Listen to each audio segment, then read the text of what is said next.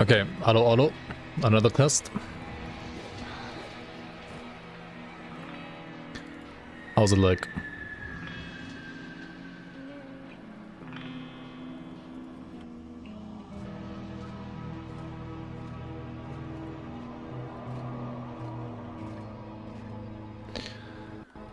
Yeah, it's gonna be like down to 1080p again on YouTube.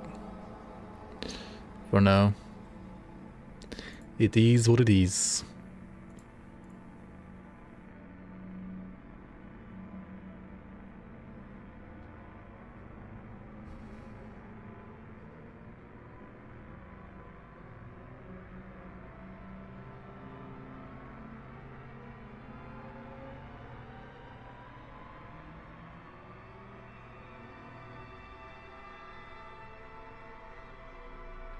Also, why the fuck are the...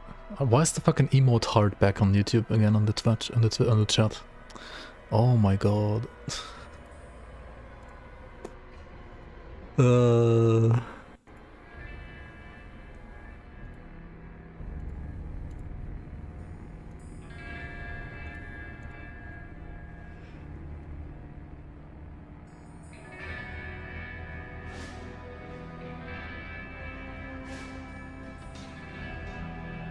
What's it called again? Like live reactions? Shit, that YouTube.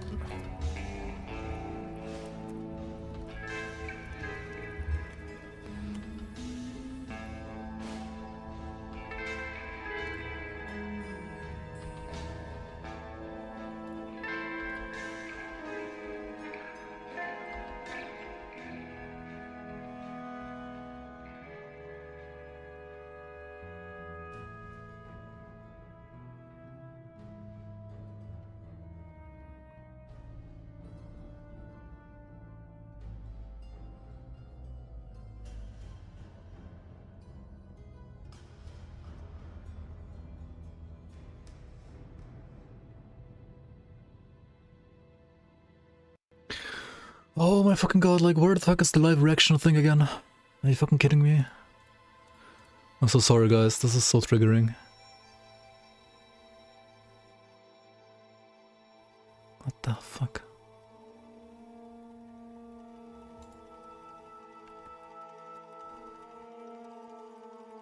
I also recommend to do a Grim Dawn lore reading stream. We're gonna do that once the expansion is out. We actually go for like new lore as well at the same time. Yeah, stream is smooth now, but like the fucking emote wheel is still there. Oh my god, dude.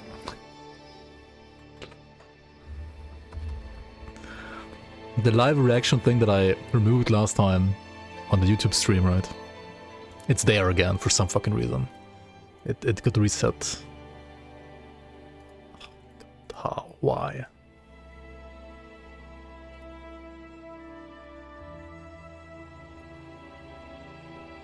Is there actual lore in this game? Dude, there's insane lore in this game. The lore is pretty good. I read all of it. I mean, not like yesterday, but when I first played this game, like whenever the expansions came out, I read like all of it all the time. Read every single word in this game. It's pretty good. Oh my god. What is this? Help my DA too low. Hello gamers. Oh my god. Is this like another meme? Or is it an old one? I don't even remember.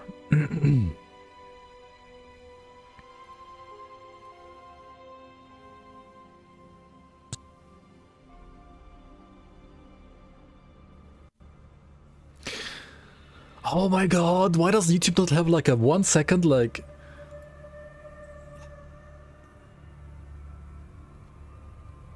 The fucking internet, man. I'm like searching for YouTube, how to disable live reactions on YouTube, right?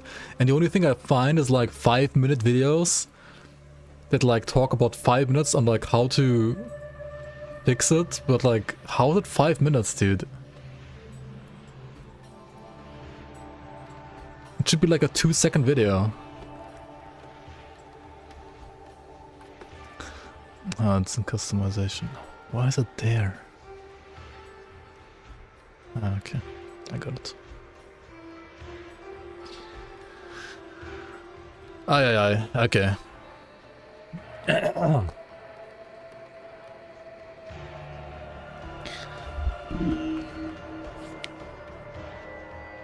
What is this DA? 11,000 DA. Look at this build chat. What the hell?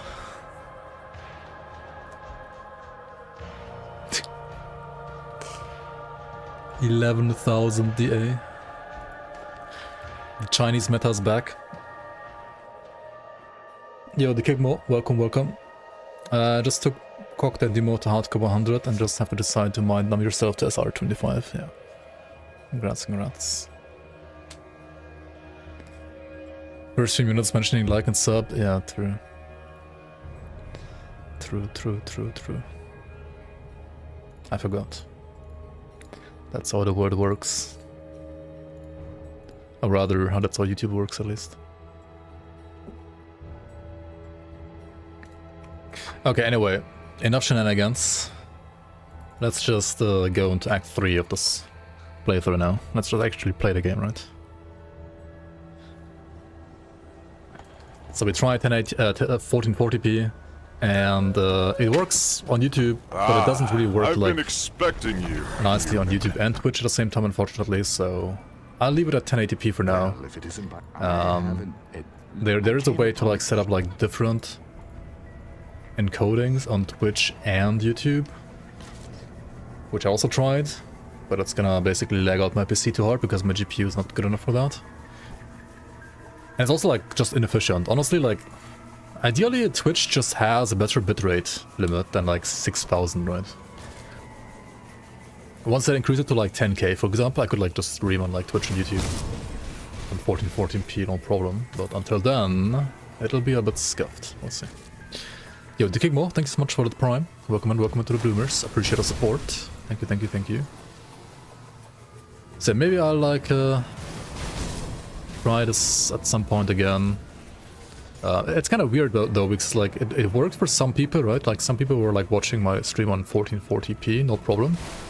And others weren't, right? Like others got like 720 only, which is so weird. That's like so weird.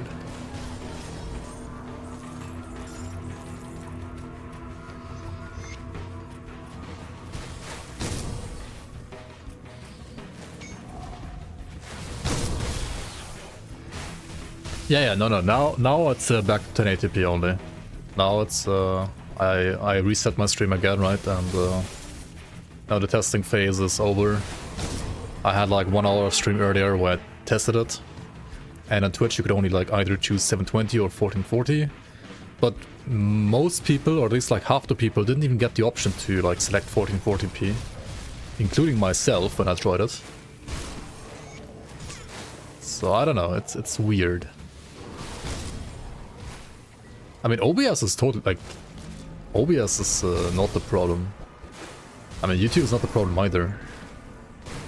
You can stream with like 50k upload bitrate to YouTube, but Twitch has a limit of 6k. I tried 10k today, 10k bitrate, and Twitch is already like spurging out, unfortunately, so. That's... Not 1 FPS anymore? Nice. Yeah, I mean, it should be fine now. It's like only 1080p now, but...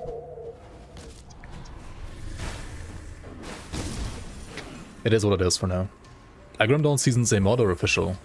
They are community driven, so they are not official. However, we try to pretend that they are official, but they're not actually official now. The season developers do get like a small support from the developers as well.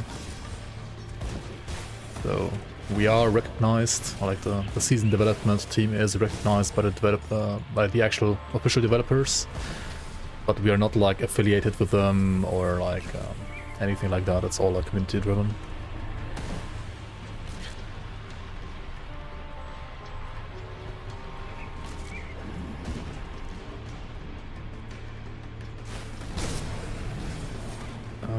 And yeah, I can make like another level 31 Grim tools for what I have right now, right? Should probably do that.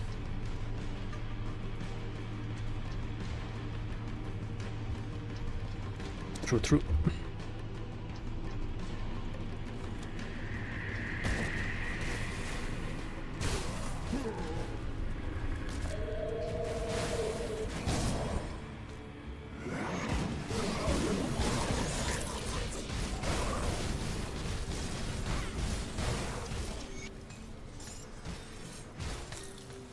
Okay, so here you want to have 3 dynamite. If you don't have 3 dynamite, you can craft dynamite at the smith here in Homestead.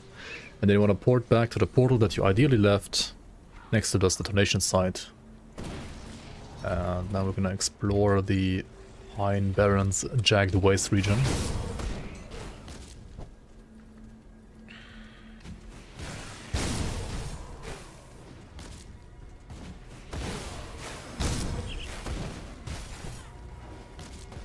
And yeah, this area is great because you can get 2 devotion shrines, very nice XP, some reputation with the Black Legion as well.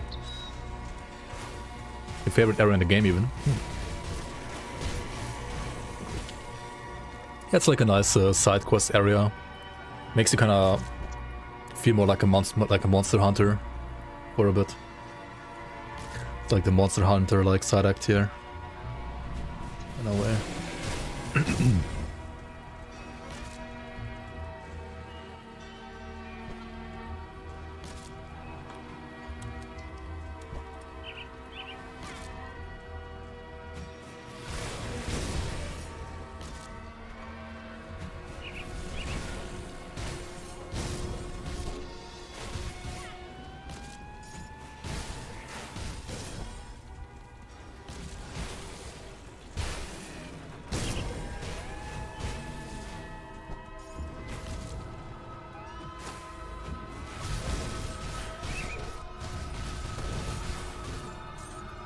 Alright, I mean, our damage is pretty sick.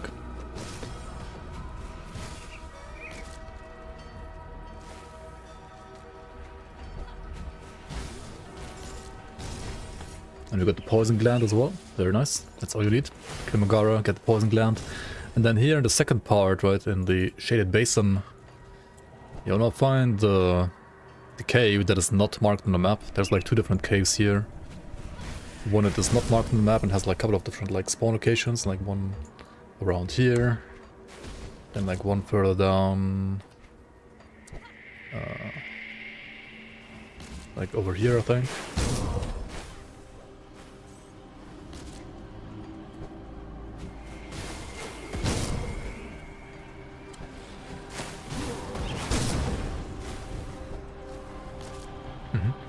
Here, and then there is another location like here as well. And the reason why you want to enter this one, not the other one, is because if you enter this one first and you exit this one, you automatically get like thrown into the other cave anyway. So it's basically like just saving time to go to this one first always. Yo, Silver Surfer, welcome on.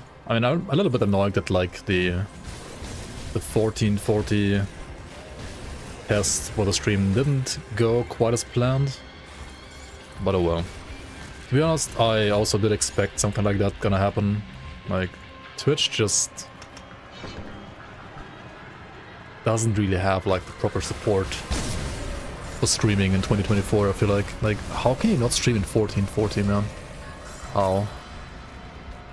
I mean, you can, like, barely so, but it's kind of scuffed. Like, I don't know why it's so scuffed, man.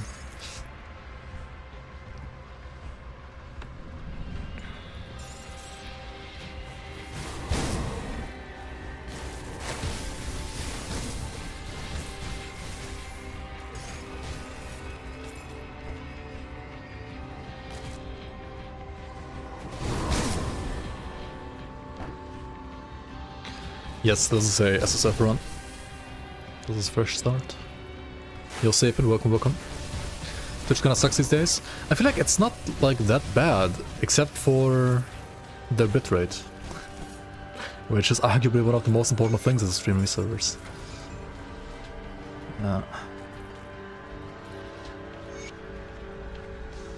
It's not that bad, except when it sucks.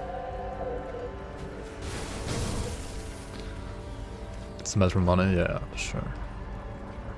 Dude, even like, I don't know. I feel like every single like streaming service nowadays has a higher bitrate than Twitch though, like literally every single one.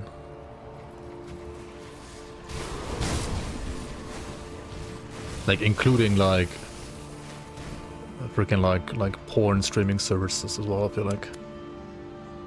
You can probably like stream on like 1440p or even like in 4K on fucking like Chatterbait or something like that. I'm pretty sure actually. But you can't on flippin' Twitch, like what the hell, dude? How?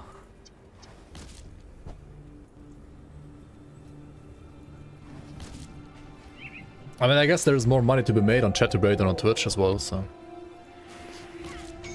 Oh, fuck this world, dude. Holy shit, dude. Probably because of the number of streamers. Probably because of like the revenue like generated per like number of streamers, yeah.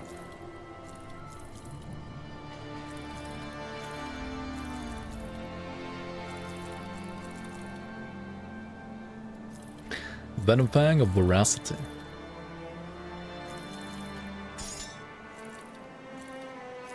Yeah, imagine like people playing games when you could like watch people like masturbate instead. True. True.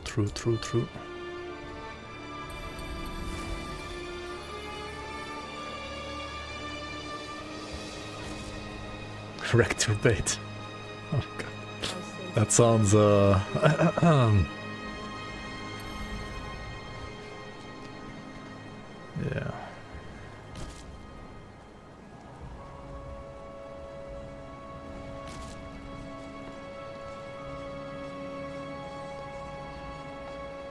My face cam only shows upper body.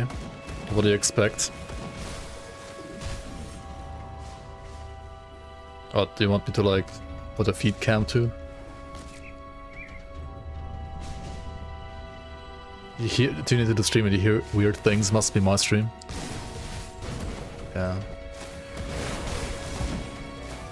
What's the bitrate in TikTok, by the way?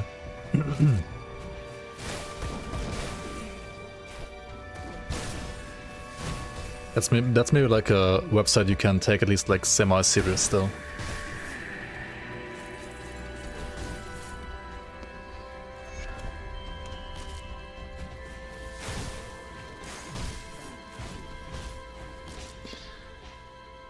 Dude, do I have to like Google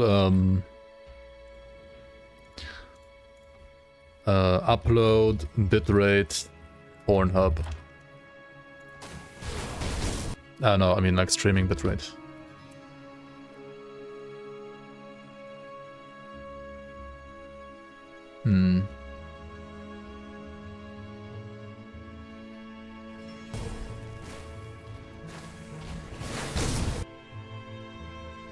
Okay, maybe that's not that good actually.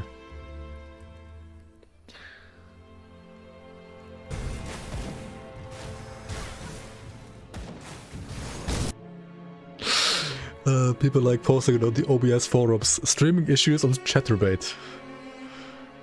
I can't stream in 4K on Chatterbait because my...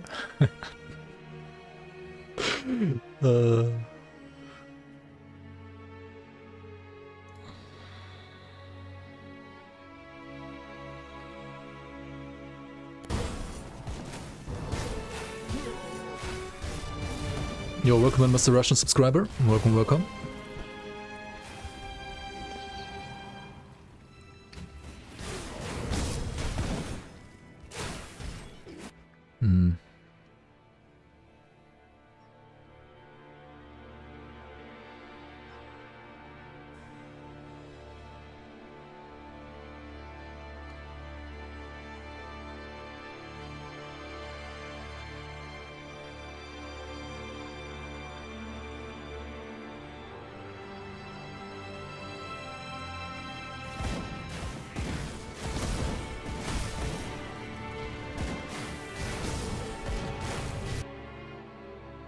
Okay, according to the internet, like streaming in 4K on Chatterbait isn't that easy either.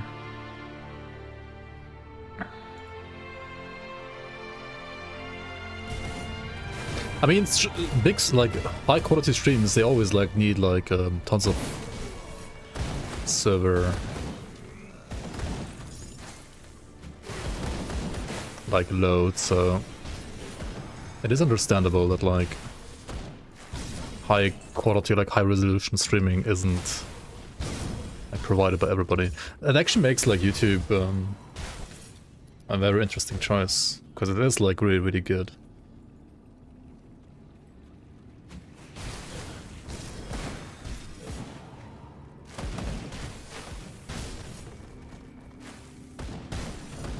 I mean, yeah, Google money at work after all, yeah.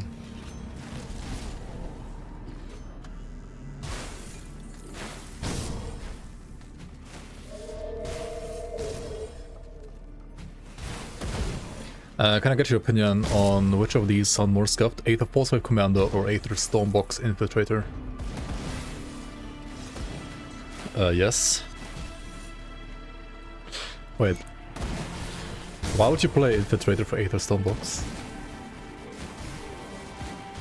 You wanna combine it with the Word of Pain dagger or what?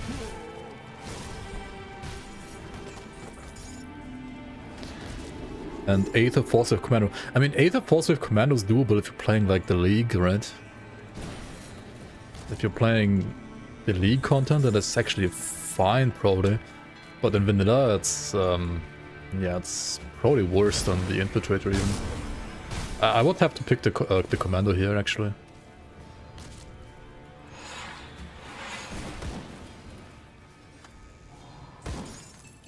Flesh Warped Club.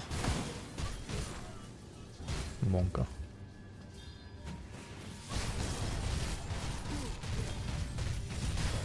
It's funny because Twitch has Amazon Web Services. I mean, okay, so we used actually AWS for season, what was it, 4 as our service as well, and they're actually just terrible. Like they're not good at all. They're expensive and shit. Like they're actually shit. So we switched over to Linode for season 5. For file hosting at least, and I think for, I don't know, I have to like ask Kronzero again, like he's our server guy. My favorite class? Nightblade is definitely one of them. It has to be like probably Nightblade and Demolitionist. Nightblade and Demo. These are Aether Force Wave Commandos fun, Copium. I mean, when mirrors up, yeah, then it's tons of fun. That's Battle Mage though, right? I'm so dead right here. Did mirrors up? No! Did mirror was... It was up though, right? It was actually up. I'm so dead right here. Did mirrors up? No! Did mirror was up? I pressed mirror. I pressed it.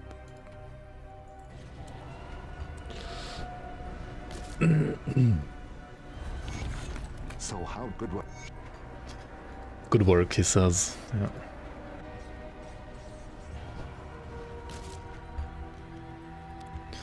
I mean, turns out you can't press mirror when you're frozen, actually. I wasn't sure. I wish I'm going to... Too bad.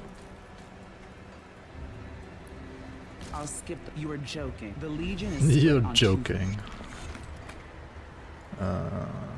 Such a good line, actually. Okay, we got like 1 point in Circle of Slaughter for like fumble.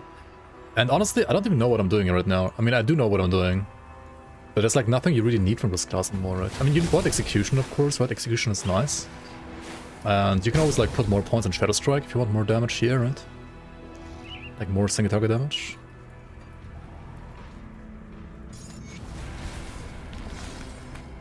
But it's not like I need second class either right now. I don't know, I can just like zoom around as I am right now. The voice acting in this game isn't that bad. No, I think it's fine. I mean, it's not like Hollywood top-notch, whatever, right, you want to call it, but it's not like crazy good like Baldur's Gate or something like that, but it's pretty alright. Reaper or Spellbreaker for cold dual wield builds? It depends what you want to play. Honestly, like both are good. Both can be very nice. You had good experiences with UpCloud, faster and like 50% cheaper than AWS as well. Yeah, I think like I don't know anybody that actually like had good experiences with AWS. And I mean, I wish we like knew about that as well, like before actually like going for them. For the first season where we used the servers, but yeah. Oh well.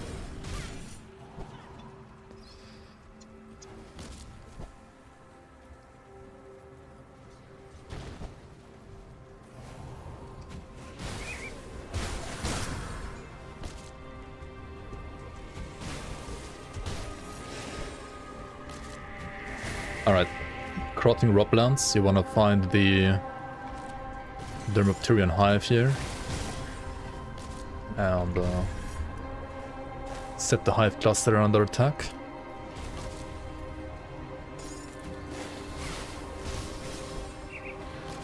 Other than that, honestly if you're playing a Nightblade, like I can't help myself, but I'm just gonna like zoom around a bit, like too much probably for a beginner playthrough, but okay. So the hive has like different spawn locations around here, right? There's like different spots where it can spawn in these fields. There's like one spot here, I think like one spot maybe here. There's like a spot here, a spot up here, a spot in here, and then like two more, I think like here and here.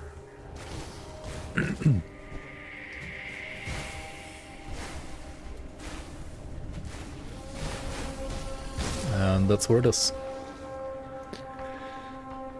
The Crotting Roblands, yeah. Cropping Rodlands. Rotting Croplands.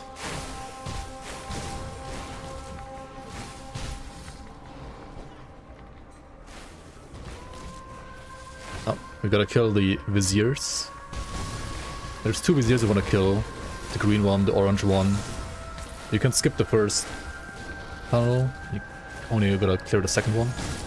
Because the second one has a secret area where you can farm, first of all, the boss goddess, and second of all, there's also a shrine down there, which honestly is more important for this build, because you kind of want to keep using like the Veloth rings.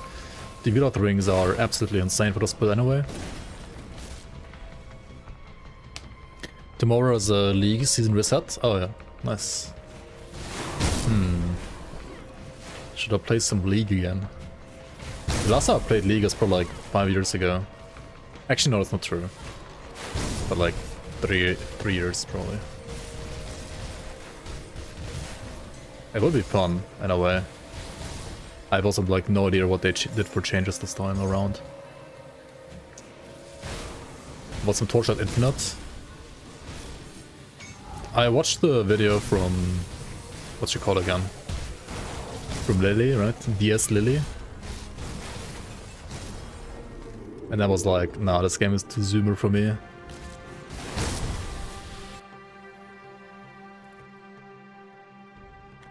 Like DS, Lily, Torchlight, Infinite.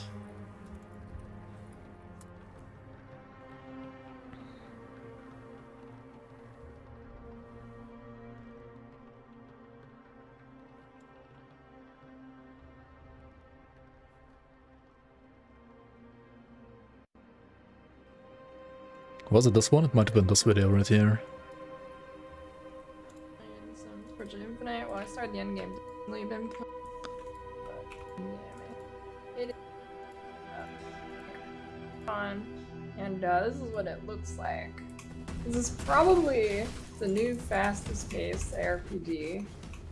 If this is how it is without min-maxing, I can't imagine what it's like with min-maxing. This is like having Headhunter and Soul Eater stacks in Pew level. Like, you could probably get this way faster too. I'm only level 83. This is like a slow build apparently. Basically 1 day of mapping. Like she got to this build after 1 day. And then, since it's so fast, you also have auto loot on your pet. And oh, the loot on your pet? I mean, okay, that's actually not the burst feature. Also, like, why is it so bright? Craziest Holy ARPG fuck, dude. experience you can get aside from PvE.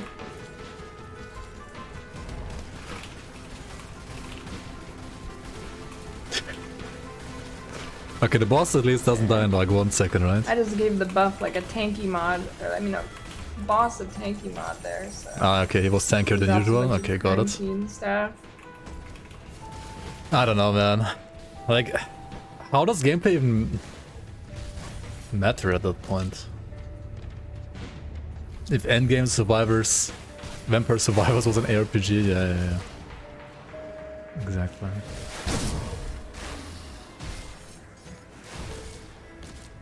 It's a mobile game, that's why it's so zoomy. PoE is not a mobile game though, and PoE is like just as zoomy as well, right? I don't know. I don't think like... I mean, it has like the mobile style, I feel like. But then again, it's also like just Torchlight style, like old like Torchlight also had like the comic style. So... I mean, I don't know. Like after watching that video, I was like, nah, I'll probably never play that game. I mean, I know she enjoyed it, and if you enjoy like this fast-paced ARPGs, then sure, go for it, right? It's probably a fun game. Like, it's apparently not a bad game at all, actually. It's just like not really for me, honestly. Not my kind of game.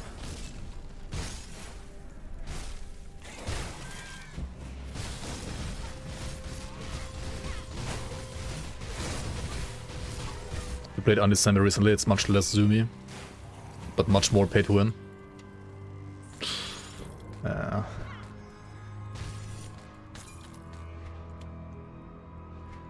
Okay, we're level 35, which means I can craft a belt actually, probably, once I get the blueprint at least. Which I can get from the Black Legion, right? Ah, wait, we just gotta exit here. And we gotta kill the amalgamation as well real quick before we actually go back. And craft the belt.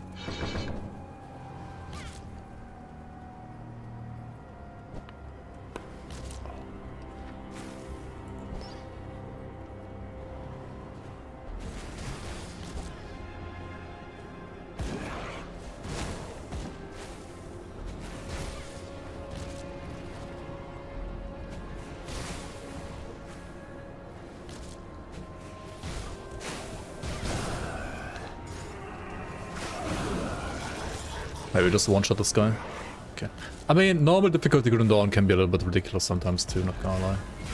Like, what, like how much AR power you get if you like know what items to go for, right? And like what skills to go for and so on. But it's still like nowhere same zoominess. I mean, there's Shadow Strike though. And Wade now too. I mean, having like some zoom isn't like that bad. It's, I think, this is like that build in Torchlight Infinite. It's like the combination of like screen cancer and like screen flash and like the zoominess, which I guess you could just like solve by like playing a different build, right? Like maybe I should play the game at some point. Try it out a bit. Try out some Torchlight. I don't know.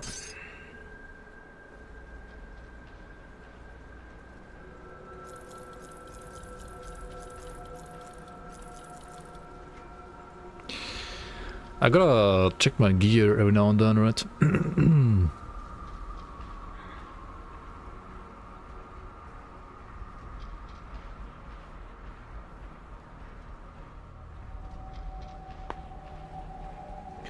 I didn't get the items I want, right? I didn't get the helmet, the shoulders, the chest. None of that. I get some like random ass shoulders right now. Not the one I actually want. Got a of King suffix here, which will give me like more total speed, which is not too bad actually. But I would lose like, what, Pierce Stress? And also neither of these gloves have actual attack speed, which is also like quite a bummer. I'm about to go into the Blood Grove now, and the Blood Grove is where you will start to need Chaos Resistance. So I should probably like prepare and like grab some Chaos Rest somewhere maybe. There was much You saw a video about Moon Beast. Moonbeast. Just the person. There are two other. Do you have like a gameplay clip? I'll give you a good price on what I've got left. Okay, we gotta get to Respected first, and then we can craft the Legion belt, right? This one has like +1 to Oscars and Nightblade, which would help a lot.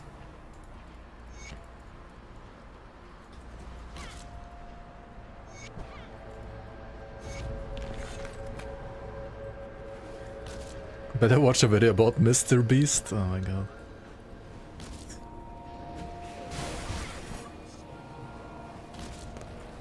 Okay, kind of a point here.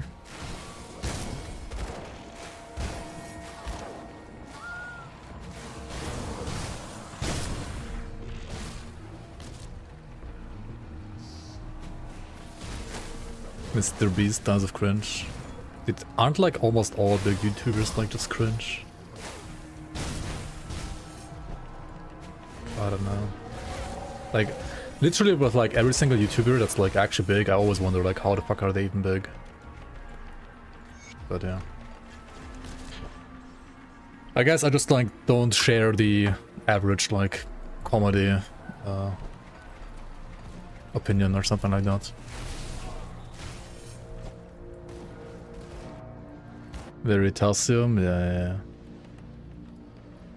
Okay, what is this? Mr. Llama. The next Diablo 2. Moonbeast, okay. What's up, YouTube? What's up, YouTube? Okay, shit. Right here, and I'm just gonna talk while I let some of it play in the background. They did an initial demo of it. What's up, guys? And I think there is a lot of interesting, cool parts to this. Number one, there is verticality. You can see climb, right there, cool. Teleporting up and falling down off of these cliffs is super interesting because now you're really building a world where you can go anywhere. That's something that they really I mean, that seems more like adding like a Minecraft part to the ARPG. talked about wanting to have. Which is cool, And but I love that idea. I think that's something that we haven't really seen before. Sure, we have games, you know, in yeah, we have seen it like literally every other like game that's not an ARPG, but not an ARPG, so that's true. Diablo 4, you can go to the footsteps and then you'll climb up the one spot or slide down the one spot. In Path of Looks like Exile, V-Rising you know, more, games, yeah. You can like teleport up and down, but you're just kind of The animations kind of look weird, on but these spots. You're not able to really just like fall off cliffs. and if it's such. like some And that's early something that access I game, think then does it's look really okay, I guess, with these animations. with this game. Now, this is a pre-alpha demo. Yeah, okay, pre-alpha even. part, very, very early on. So don't feel like, you know, it's anything like this is Holy fuck. Pre-alpha and you can like already clear the entire screen. what it's going to be. But there's the idea. And here you can even see one of the big pieces. Oh, is you that can there destroy is the environment too? That's kind of cool. destruction and Even more malleability Minecraft. of all of the land. You can sit there and actually destroy the land. You can build the land up. Okay, but like, why would you want to do that? I mean, it's cool, but like, why would you want to do that?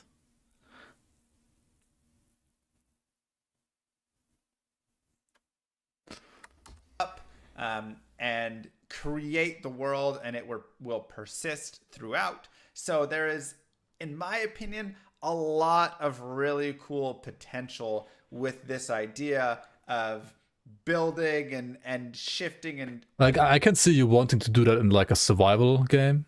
Or like a adjusting the survival land. style I game, can right? already think of some cheese strategies that could potentially work, and I wonder how they'll I mean, build around it. I guess it's All like of these Terraria, right? pieces, You can also do it in Terraria. very interesting. Obviously. Right? So what they have right now really is what looks like to be a sandbox. They're yeah. very big on the modding community. Moonbeast created. Very sandboxy, for you know, sure. You've got Peter Hu, you've got Phil Schenk, you've got Eric Schaefer, a lot of Blizzard North Diablo 2 creators. So we're taking kind of from that team and that knowledge base when we are building this game. I say we like I'm a part of it. I'm not part of it. Well, they are building this game, which, you know, is very exciting to me just overall. lol W. But they've got this really, really cool just world What is this? building Moonbeast. setup, sandbox, and it's going to allow for modders, and they're going to really support modding, have, you know, kind of official modding. So they basically like want you to make the game yourself. Got it. servers. So you create a mod, you submit it. If it's really cool, they'll host a server for it. People can come in and out of your world. I mean, if the engine and everything is great, then and why stuff not? for things like that. I can already see like pitting two servers against each other, or pitting, two worlds against each other, have the lands collide, and now you go and fight and destroy each other's lands. You can think of like capture the flag games where the flags are in castles and you're like destroying the castles. Like the Yeah, you can basically like play. What's this called? You can like defend ancients, right? You can have like a map where you play like one character and there's like 3 different lanes, and then you have like one ancient here and like one ancient here, and you like defend your ancient from the other team, right? mods of everything that you can yeah, imagine, I wonder. from MMOs Interesting. and RPGs to MOBAs to just whatever crazy games. You can already imagine it, right? Which I think is super cool. And the fact that people can join together in servers and mod Digging holes, farming that mods. same Glad they world included the together, verticality. destroy and build up that same world together. Yeah, I it's think is a it's like very 3D Terraria idea. Now, in a way. I mean, it's not concerns bad. of it potentially, from hearing all of this, because you're like, hey, that's a lot of great cool stuff that you've been talking about. But no It fall does damage. feel like there is a big scope. This is not sponsored, none of that. I'm just very interested in what the old creators of Diablo 2 are making today. Yeah, it seems like a gigantic like sandbox. First of all,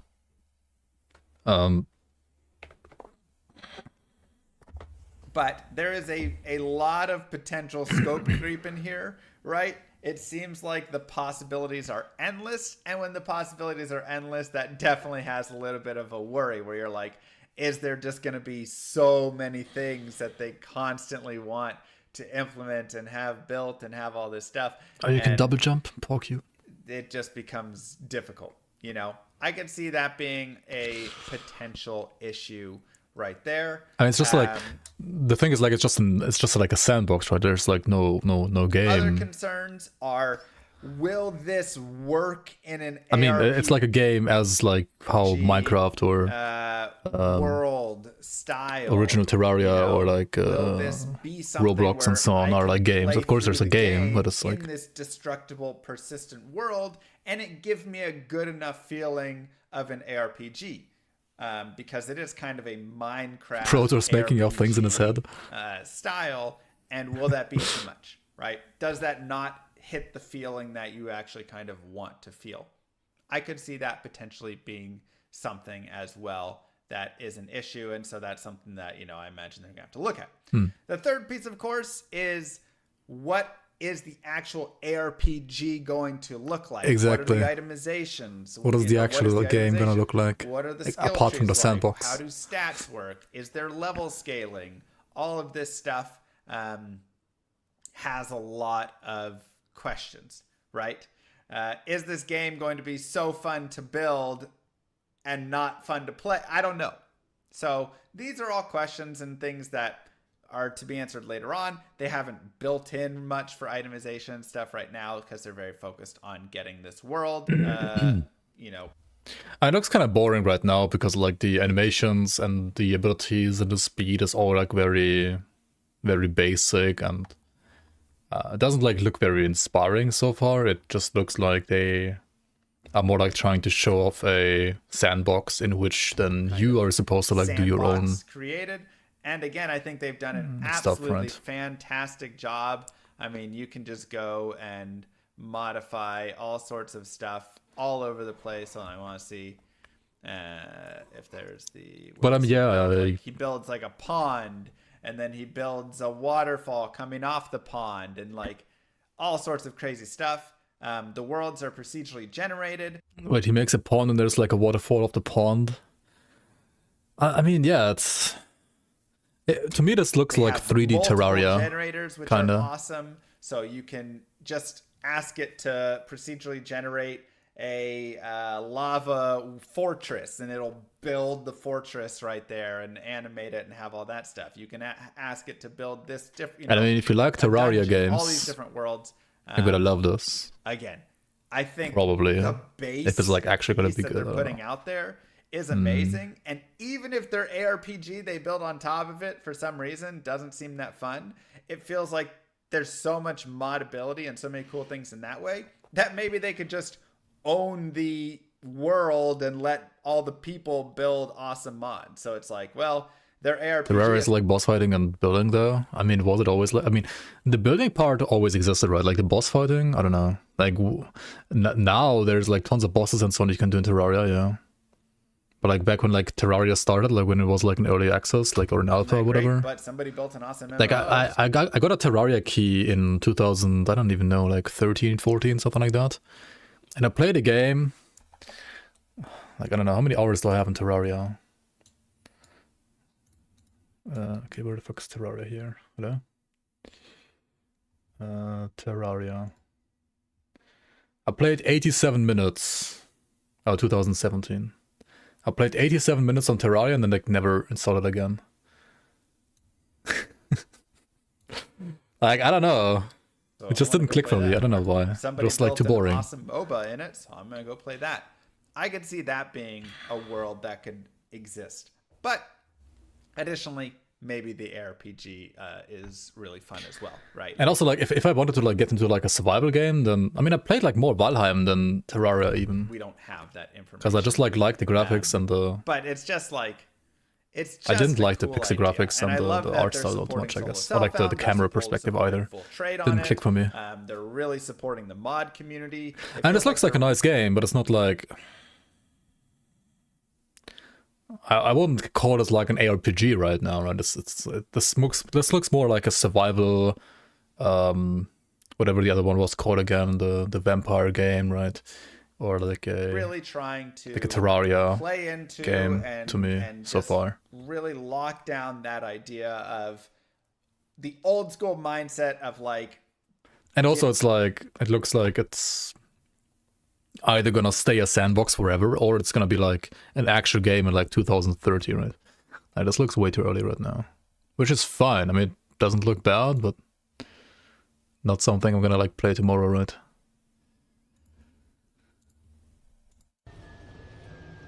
Will I play anything else in 2024 when Hades 2 is coming out? SMH my head. Yeah.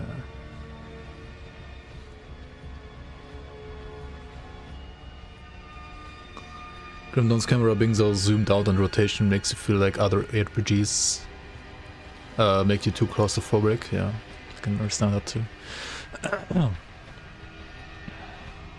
You got like 500 hours in Terraria. I mean, I know like people that have like tens of thousands of hours in Terraria. It's a great game, but I don't know. Early access confirmed for summer. Okay. I mean, I might check it out. Maybe. Why not, right? But yeah, Titan Quest 2 is coming out as well, which I'm definitely gonna check out, and that's gonna be like a fully fledged like RPG, right? No sandbox bullshit, which honestly can be fun too, but it's not like something you wanna like. I mean, I can see myself like playing like a sandbox game for like 1,000 hours or more if I was like 13 years old, right? And I wouldn't stream, and I had like 5 hours a day, like time to just play games at home after school, right? I don't see myself doing that like anymore nowadays though. Not as much at least. I mean, maybe if the game clicked for me for some reason, but otherwise probably no. Alright. Where am I? Blood Grove, right. I have terrible Chaos Rest. So for Blood Grove, you ideally want like 50% or higher Chaos Rest actually. And I currently have 36, which means that against a certain boss in the Blood Grove, which is called Bolvar, you're gonna have to be like very careful. Because otherwise we'll just die. Do I think Last Epoch 1.0 launch is gonna go smooth? If I had to guess, I would say no. Like, if I had to guess, there's like a 0% chance it's gonna be smooth. But there's like different like different how do you say that, like different ways of like not being smooth, right? It could be like a total disaster, it could be somewhere in the middle, like sure, some server issues here and there, some problems and bugs here and there, but not like all too bad and like still playable. And I think it's gonna be more like that. I don't think it's gonna be like terrible. I think it's definitely gonna have issues, but not like unplayable.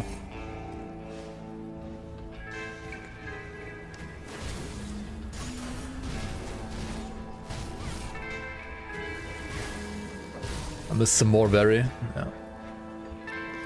Okay, there's like a side quest. Actually, I missed like 2 side quests. What the fuck am I doing? What's my pathing like here? Holy fuck.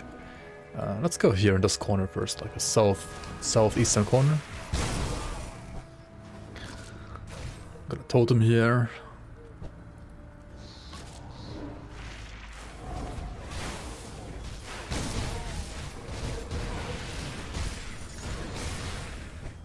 But yeah, I'm gonna have to like be a little bit careful around these Chthonians now with like no chaos runs.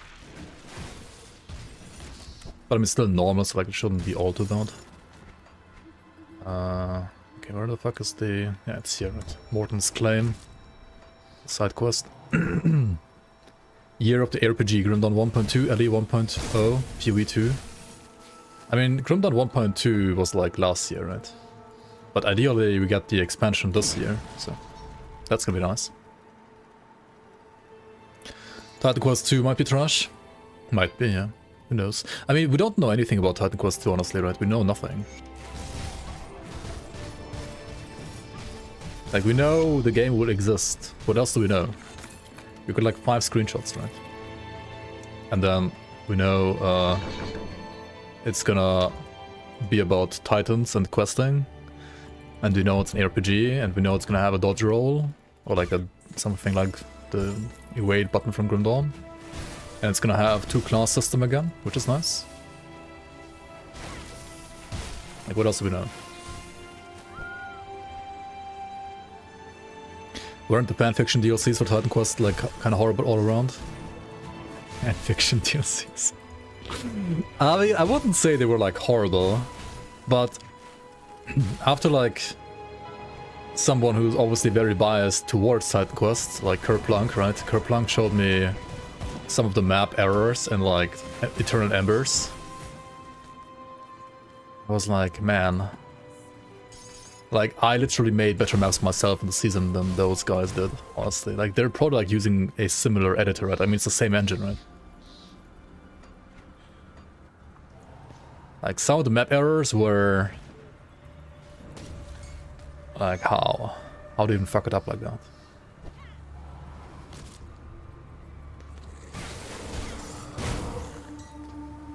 I think some of the maps are fine. I think like Ragnarok DLC is actually fine, for example. Atlantis, I don't know, I haven't like played it enough. There was like a cool dragon there though, which I died to. But I mean, the dragon himself was fine. It seemed pretty cool. And they did like some nice like verticality things in the map for the dragon as well. Which, and verticality in this engine doesn't really work all too well. But they tried, and honestly what they did wasn't too bad in that map.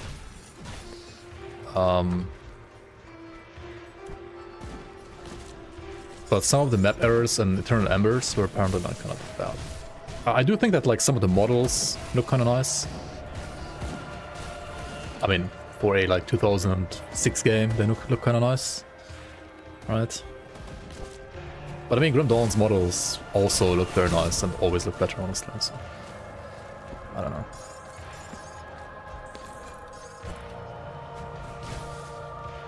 The game is a dude. Or dead. A dude. A DUD. Or what? Dead under the desk.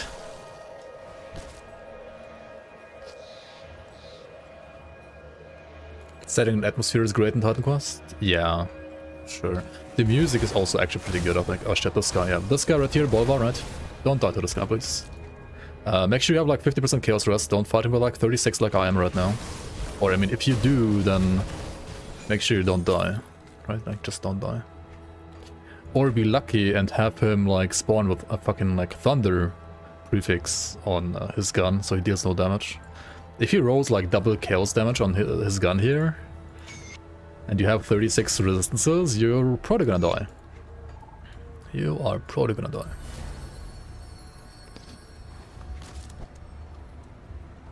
So yeah, do as I say, not as I do right now, right?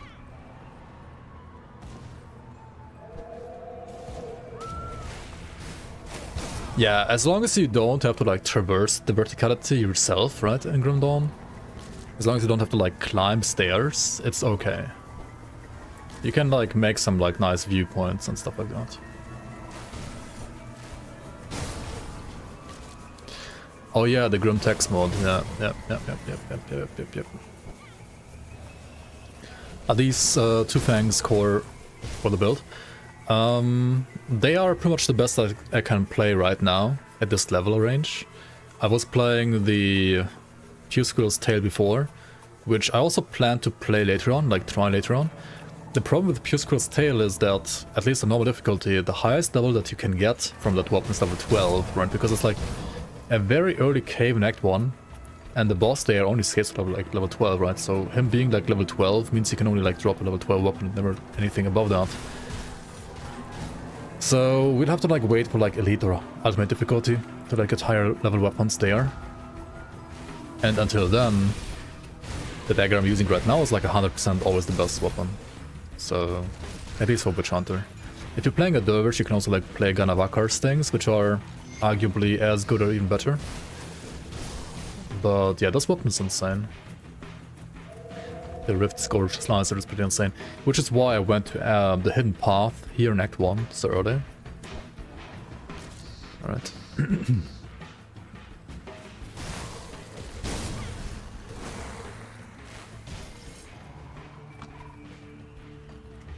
How do you unlock the Lokar set? You beat Lokar. Right, you have to kill Lokar to get the set. There's like a... I mean, you can watch either pretty much like every single last episode of every like beginner playthrough that I'm making, because I always like have Lokar as the boss to kill as my goal for like beginner playthroughs that I do. And also I have a like celestial build, a celestial guide, celestial boss kill guide, whatever it is you want to call it, right? On YouTube as well, where I show like all the celestial bosses, and Lokar is one of them. And in that video I explain like how to open the way to him, how to find him basically, and how to kill him as well. Yeah.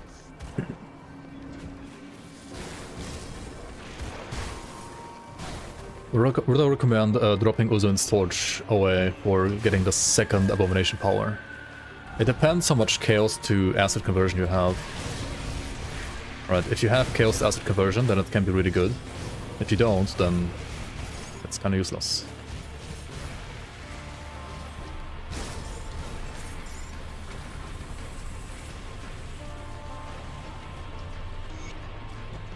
And where is he?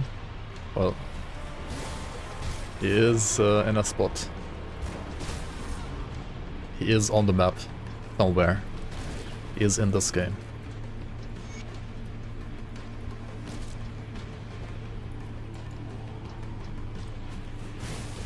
I mean, as I said, like I explain everything in the video.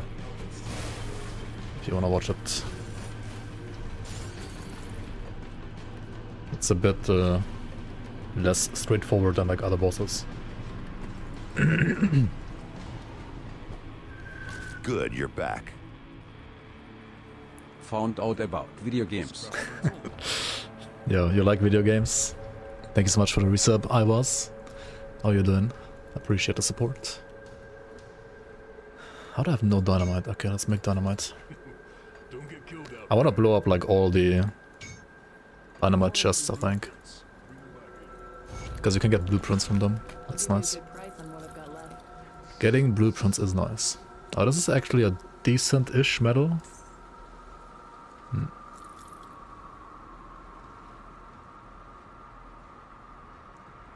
Assassin's Prefix would give me plus 3 points to Shadow Strike, but if Scorching is fire damage, And Assassins also has no acid damage, so not the best. Merciless of Vitality. Again, if I remove those, I lose like 8% attack speed, right? And I mean, I might as well just like use my Dream Pants instead.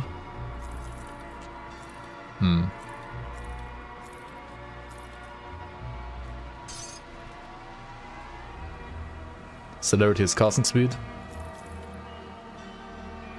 Survivalist of haste. I don't need more movement speed actually, right? No, I don't.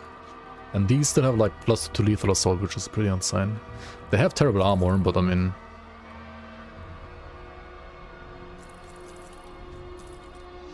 Starboard of Blight.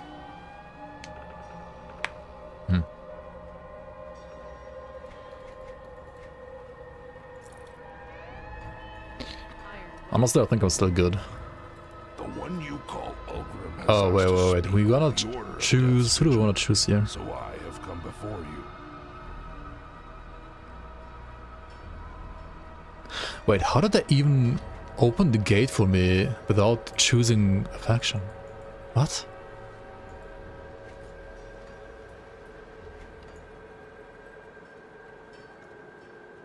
I have come to represent Kaiman's Chosen, as the one you call Ulgrim has requested. I think I go for Kaiman's Chosen, right? Oh yeah. I wanna be able to farm Zentaran later, maybe. And Zentaran is the nemesis from the Order, so I need to choose Kaiman's Chosen. Yep. Okay. I am told that when the Legion was forced to abandon.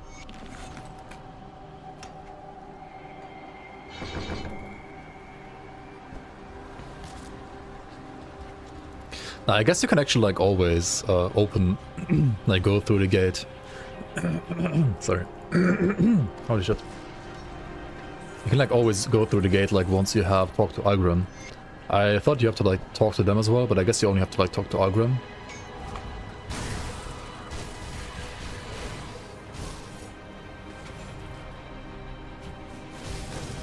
Alright, Zarya, I mean, she has like a thing where she can kill you if you don't kill her first.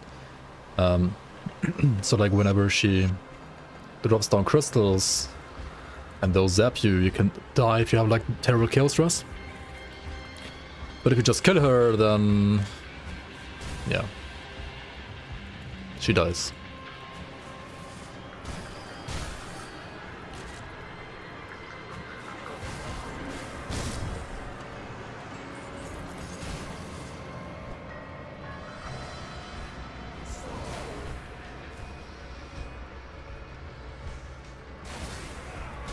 You bought every blueprint from vendors, thinking that would remove them from the random drop in the chest, so you can get more legendary drops. Depends. Some of them are not in the like drop pool from random chests anyway, so buying them doesn't really remove them from the pool because they are not in the pool in the first place. I mean, some are, like, actually I think most of the faction ones aren't in the pool. Like, you only get the blueprint from the faction anyway.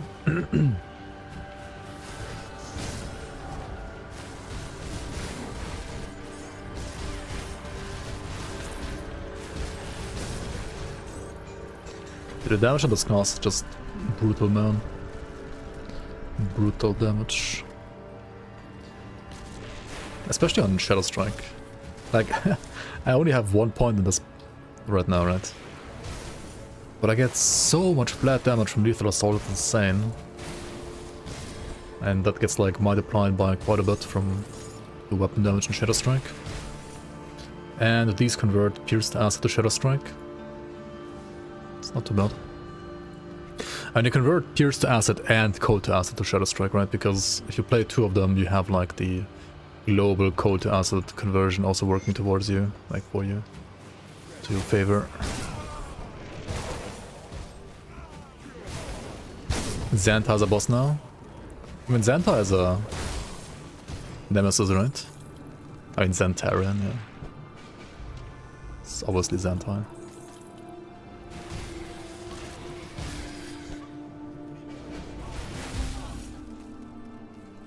MIs carry me hard. Yeah, I mean they always do, right? If you know which items to go for in this game, it really like carries you hard, especially early game. It's kind of ridiculous. They are just... Like for example here, right? Honestly, all the conversion is fine because like to get actual like value from the conversion, you still have to like invest into like skill points. But you also get like free acid damage on top from the weapon, right? And like all this like flat damage you get like early game. I mean, it's like balanced end game, but like early it's ridiculously OP, dude. Like holy fuck, it's so strong.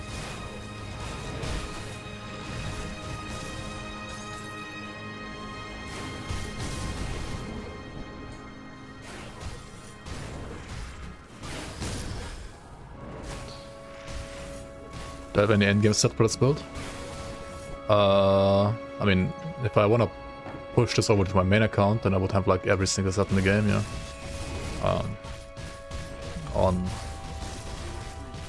On this save file though, I'm playing a like fresh start, so I don't have any items.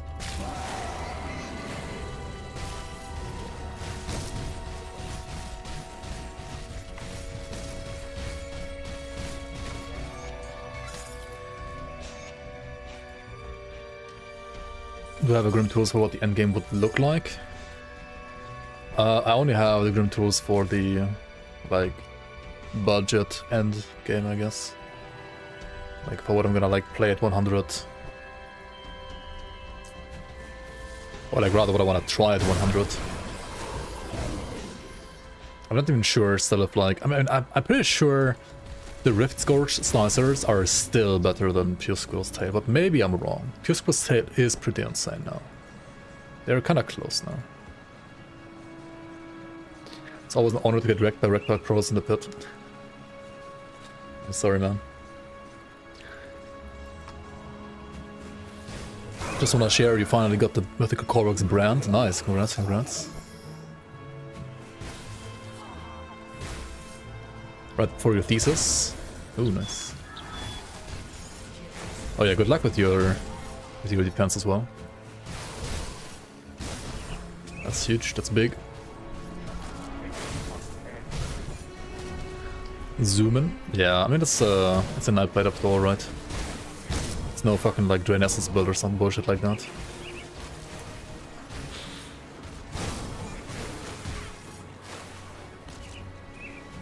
It is a night blade.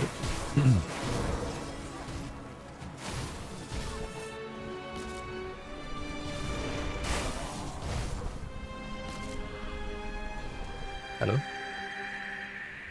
Raynan played Pure Squirrels and Mad Queen's Claw.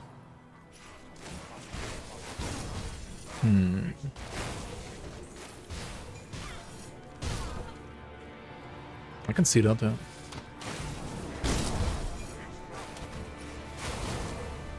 I think Mad Queen's Claw is better for like... Isn't it like actually best for like Acid Blade Master or something like that?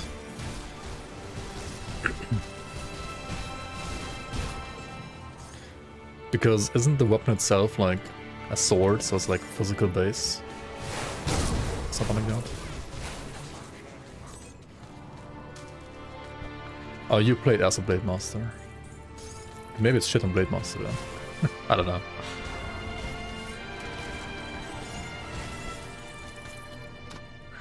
I don't know, I don't know.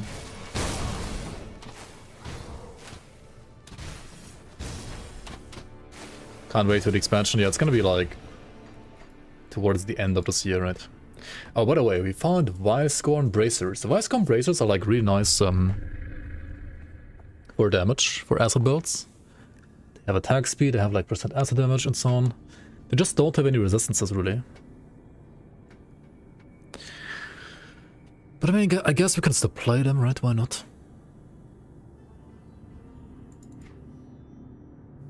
Also, I got some consecrated wrappings now, which give me attack speed too and chaos resistance. Those aren't too bad.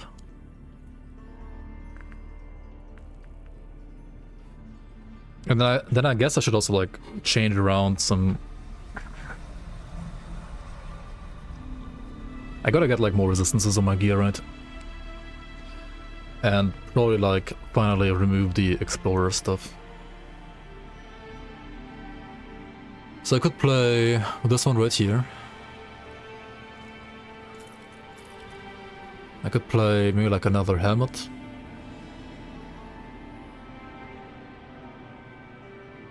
Or these boots here.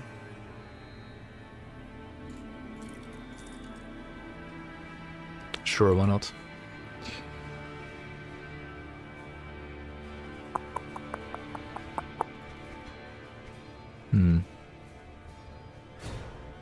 I kinda didn't get a good helmet so far, right? They're all shit.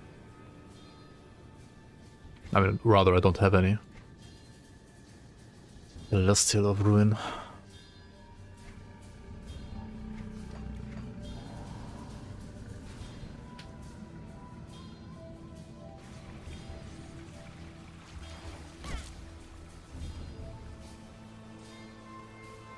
If I do a weird Mammoth's Decree, which provides 15% resistance reduction to Word of Pain, would it be 30% then? Yes. Come see what's left of my wares. When is Week's Light Sentinel 1 to 94? Well, whenever chat votes for it, right? Whenever you guys vote for it. This one is the one that won the last vote, so we're playing this one.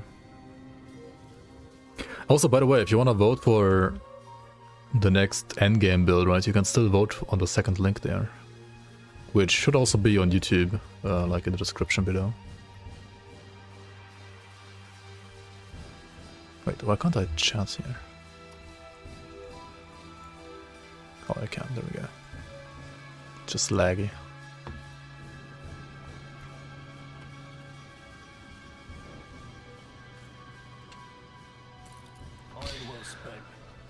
How's the Black Legion standing up?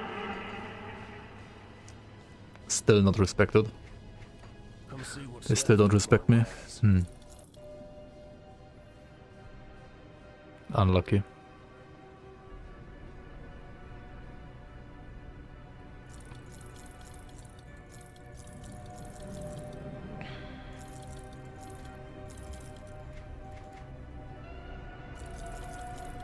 Okay, let's switch around some gear though.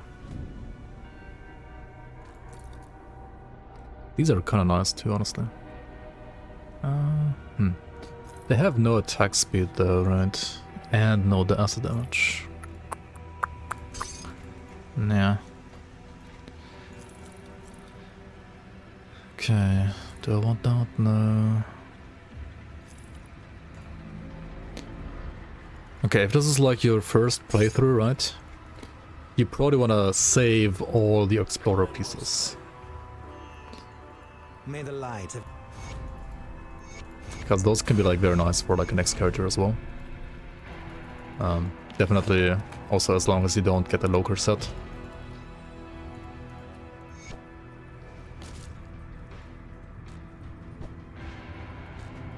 The poison helmet from Homestead. Oops. If anybody like sells me anything, then I could, right? But nobody respects me, right? Literally nobody respects me right now. I have earned no respect.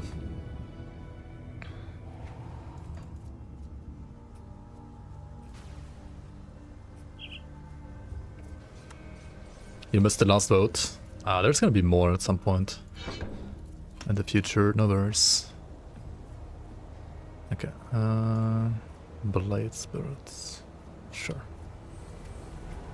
Why not? Why do you have such a grin? Let's see. I've already... Muss echt langweilig sein ohne meine wundervollen Begrüßungen. Yo, Dying Hermit, welcome on. I'll give you a good price on what I've got left. Das one is also trash. Okay, so we want to put the Explorer stuff in here. I can't... Actually, I could buy like a helmet from Devil's Crossing. It's probably better than this one. Okay, let's go back to Devil's Crossing real quick. Okay, speak to Inquisitor Creed.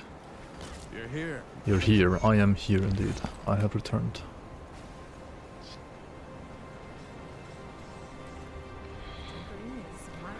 Yo, Chichio, welcome in.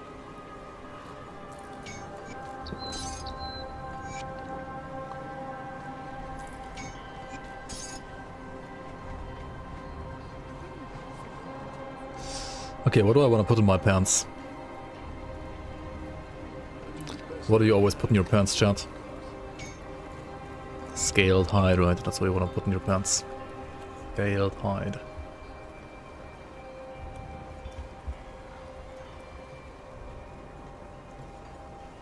Huh?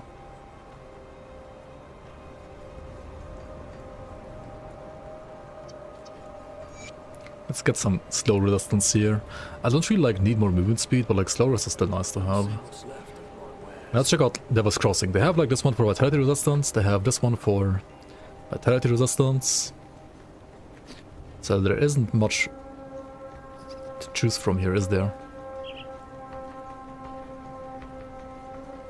Oh, these are actually sick though, what the hell? Holy.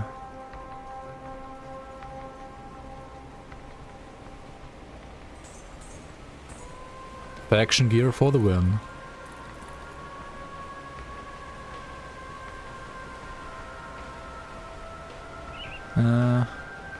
This one is still great. Funny enough. Cleric's prefix is so nice.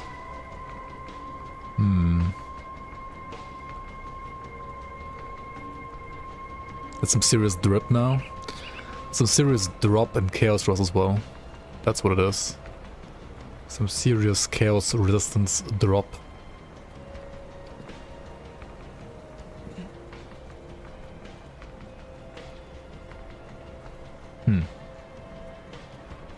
I mean, what you could always do, right, because you don't want to die, is you could like play out imbued silver. You can use up to 2 imbued silvers in your weapons instead of vitriolics. Which is also like suboptimal for damage, but you really don't want to die, right?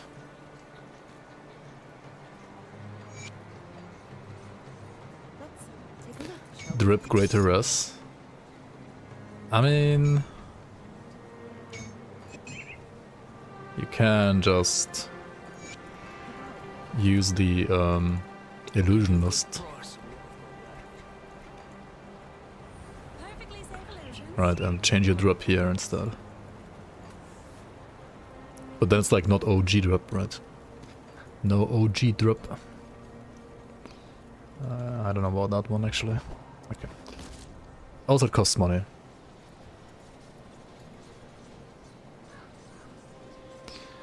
Also, how the fuck did I miss the mill? What the hell am I doing? What the hell am I doing? Yeah, generally speaking in this game, especially if you're like new to the game, always prioritize resistances over damage.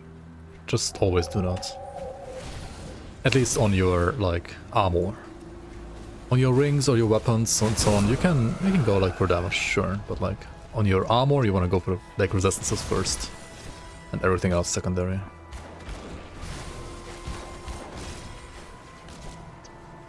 Alright, let's clean out the mill then.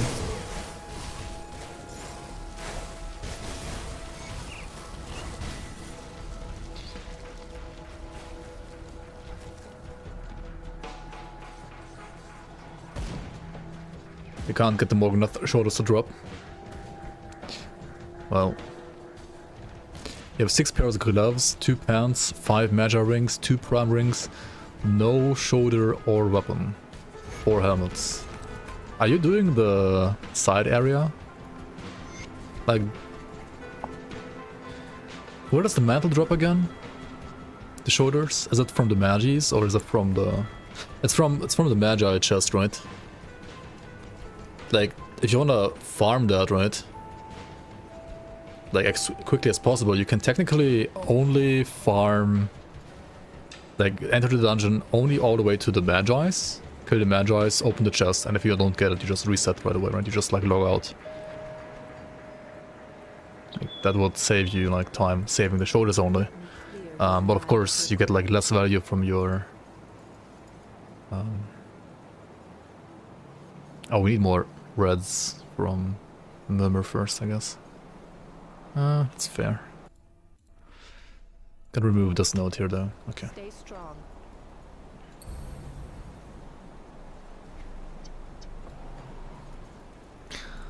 Yeah. But then you need to like get more Bloods of Cthulhu for the... And you don't get like Bloods of Cthulhu in the like rest of the dungeon either, right? So you would always have the same like Blood of Cthulhu problem.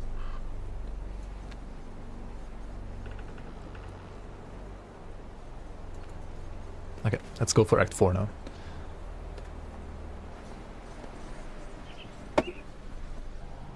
Since I'm playing Duo with not played, which set would you rather go for? Endgame, Dune Fiend or Venom Blade? Dune Fiend or Venom Blade? That's like... I mean, on Witch Hunter I probably would rather go Dune Fiend than Venom Blade, and on Dervish I would probably rather go Dune Fiend. I mean Venom Blade.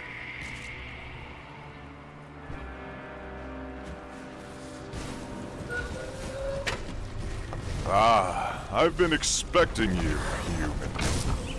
Yo, Mirage, thanks for the prime. Welcome in. Appreciate the support. Thank you, thank you, thank you.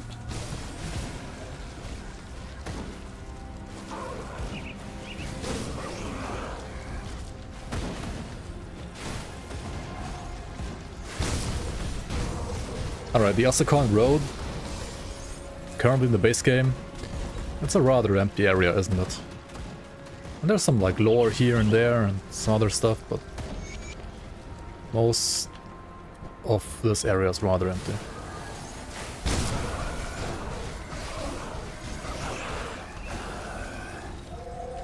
Which, if you're playing either the seasons or once you play the expansions, is gonna be a bit more like populated with content. Overseer's Flashboard Cask Gwen, yeah, true. Gotta find another one like every single run, right? It is a road. Yeah, it sure is a road. Indeed, indeed. Where'd I get the runestone again? I think it's from the rovers, right? I need the rovers up to respect. Just the person I'm looking for. Holy fuck, Mirage, with the 5 gifted subs. Appreciate the support, man. That's crazy. Chaser24, Grogosh, Art Crusader, Big Mac Twitch, and Seth. Congratulations on receiving a gifted sub by Mirage. Thank you so much for the support, man. Welcome to the bloomers, guys. Let the blooms slide. Asakarn, Shadow Skip Road, Shadow Strike Skip Road, yeah. True, like usually you just skip it, right? That's true. I mean, I can show the skip on Ultimate, I guess, later. I'm gonna play through this like a true beginner.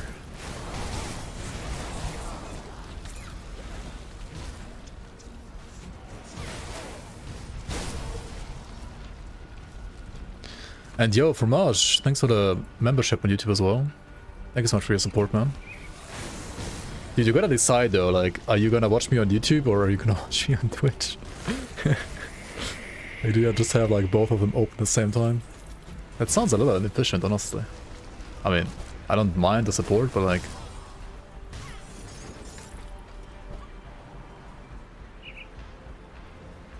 Like, as a viewer, isn't it like more efficient to like decide what you wanna watch?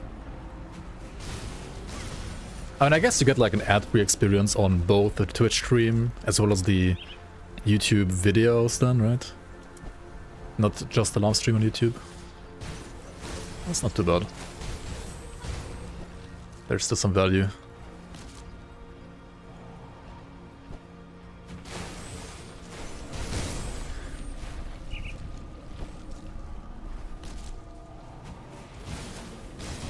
You play Nightblade, you don't know which second class to choose.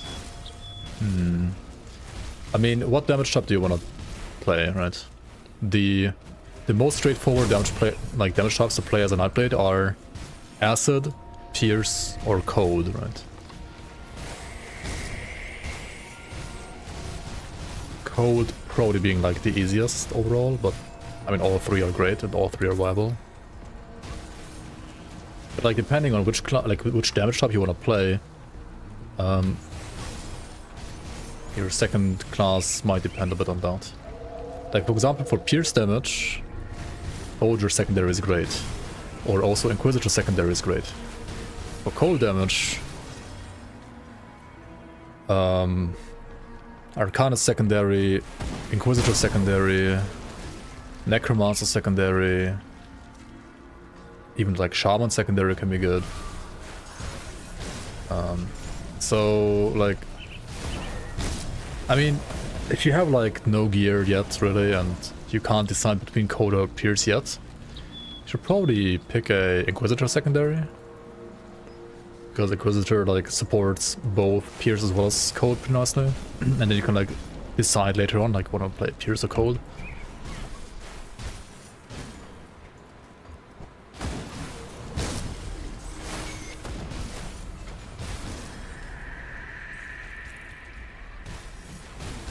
Level 66.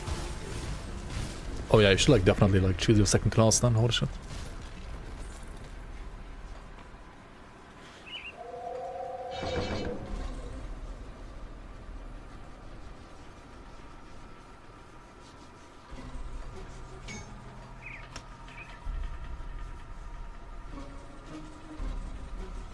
And I could like pump Shadow Strike a bit if I wanted to, right? Do I need it even? Maybe not. Like as long as you have this amount of damage that I have right now, you don't really need to like get more damage, right? Rather just pump your bar, give yourself more options from the second class as well.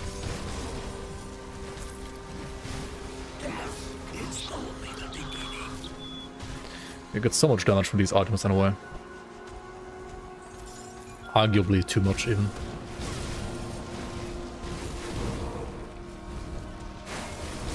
Which Nightblade class is my personal favorite? I mean, Spellbreaker is just so nice to play, honestly.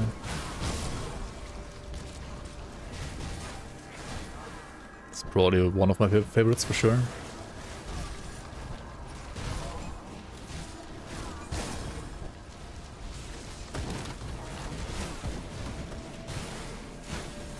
And Blade Master was fun too, Reaper's fun too. The only annoying thing with the Reaper is like... With the Reaper you have to like cast so many skills first before you actually can attack, I feel like. Like El Omen, Bone Harvest and so on, right? And Reaper is insane though, like it has tons of damage. It can be a little bit annoying to play sometimes. And you don't have the same annoyance when you're like playing a Breaker or like a Blade Master or a Witch Hunter, I guess. But it has more like to do with Necro being annoying as a class, I think, sometimes.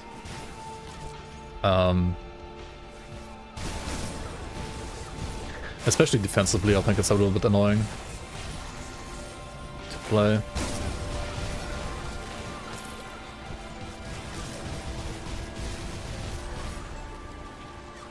At least compared to other classes. Yeah, derp class, I mean, the same with the slicers, right? The Materian slicers, giving like too much damage at level like 30 or so.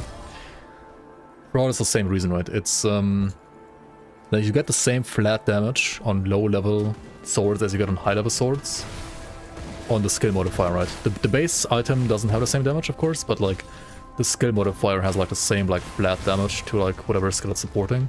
And that damage is usually like ridiculous on like low levels. Monster frequencies are like absolutely broken on normal difficulty. The most annoying skill is Lethal Assault. Yeah, it might be actually even more annoying than like Bone Harvest, which means that if you're playing like a Cold Reaper, you have to play both. That's like really annoying then. Also, if you're playing like a Pierce build, right, like a Pierce Nightblade, you can get away not playing Lethal Assault. So I guess like Pierce Nightblades are like less annoying to play. I thought about mine's coded as pets. Yeah, they are basically like player scaled pets, yes.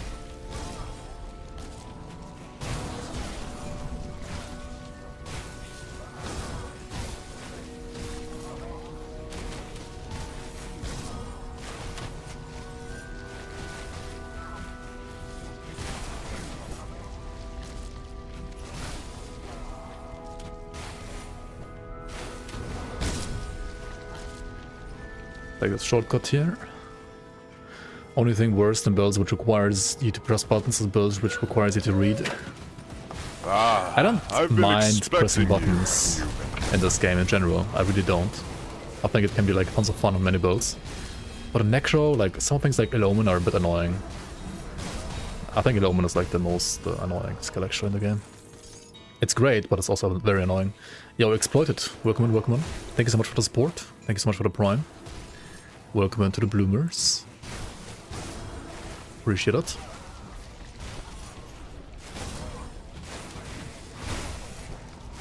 Just not a fan of piano builds. I mean, that's fair.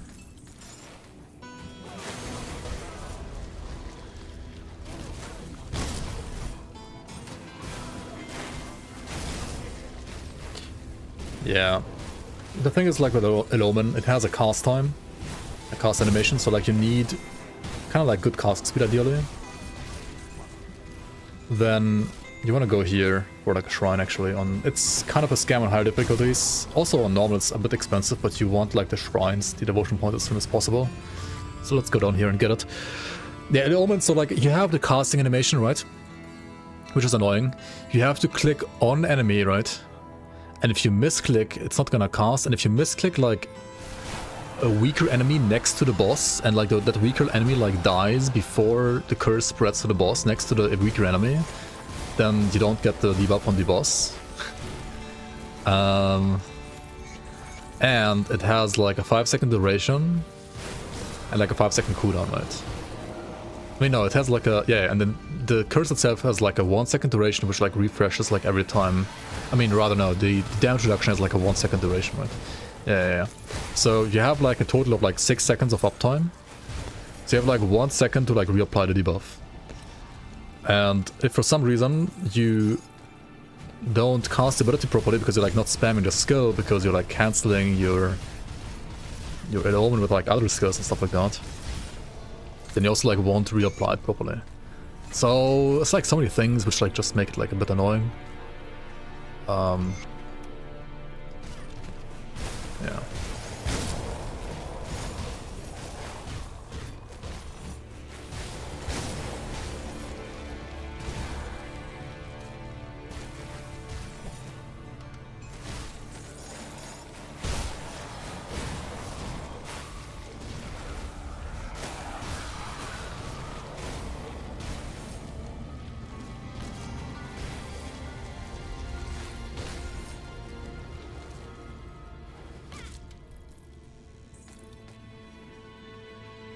And then on top of all of that, right, it's kind of like hard to see the effect, and yeah, I mean, there is an effect and you can see it and you can hear it, but it's rather subtle. And damage reduction is arguably one of the most important debuffs you want to have on your enemy all the time in endgame, at least in hardcore, so... you have to like sometimes double and triple and quadruple check to make sure that it's actually on the enemy, otherwise you might die. Which is a bit annoying. I think all of this would be fine if like the skill just had like a longer duration and you had like a couple more seconds to like, you know, make sure that it actually is on the enemy and stuff like that, right? Like a better like safety net basically. Oh, what the fuck. Okay, let's kill, what's it called, the Magadar.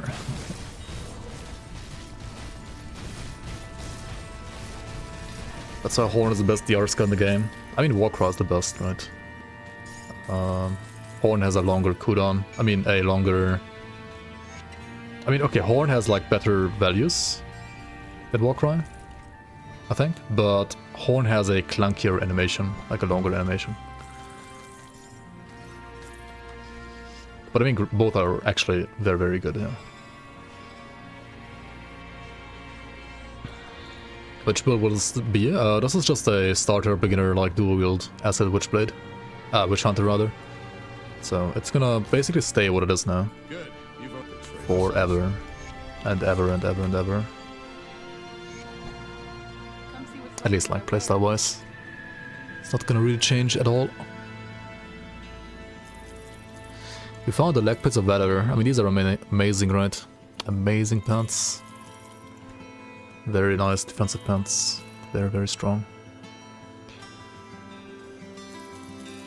We also found a flesh warped cask once again. Not an overseers this time though.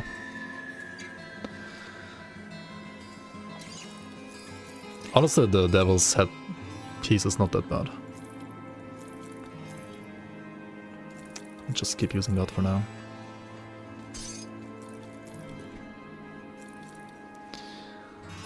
Ideally, I still want like better gloves, I think. I mean, these are fine, but they have like no resistances whatsoever. So like ideally I'm looking for gloves that have like resistances and attack speed.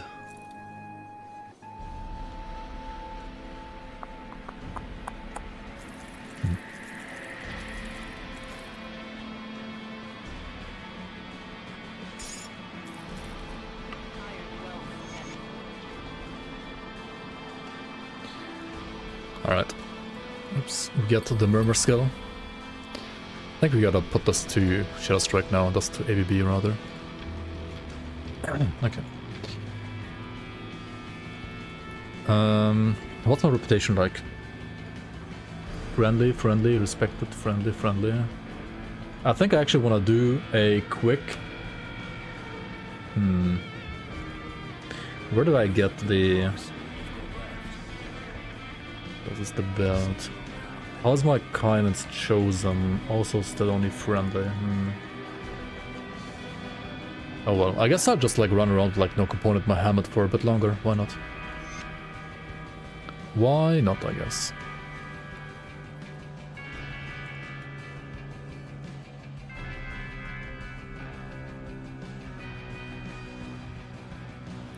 Also strong beginner build if I want to play a Diablo 2 sorceress. Like a generic mage. Most of the builds have soldier. That's not true. All classes are viable and there should be like a great variety of like classes within builds. It's not true that like all builds have like most builds have soldier. I mean soldier has like very easy to play like beginner builds, sure. If you want to play a sorcerer, you could just play a sorcerer. Right, you could just play like a demolitionist plus arcanist, for example. Okay, but like which skill from Diablo 2 do you want to play when you're saying you want to play something like a sorceress, right? Because demolitionist, even though like demolitionist and arcanist create a sorcerer class, right? The demolitionist is more like a bomber, like it's more like steampunk mage in a way. So it might not fit your fantasy. The arcanist is much more like a classic caster fantasy though. So maybe you want to play rather like a druid. Druid in this game is, I would say, much closer to a sorceress in Diablo 2 than like a druid in Diablo 2. Mage, Storm of the Arcane Blaze. Oh well.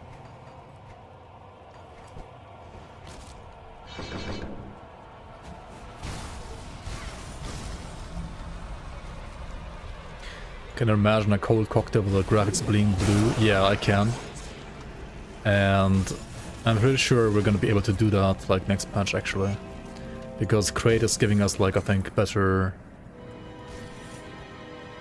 like color changing support for skill modifiers actually. And that's gonna be pretty cool. I'm looking forward to that. Illusionist for skills. I don't know about illusionist for skills, but it will have better support for stuff like that, that's for sure.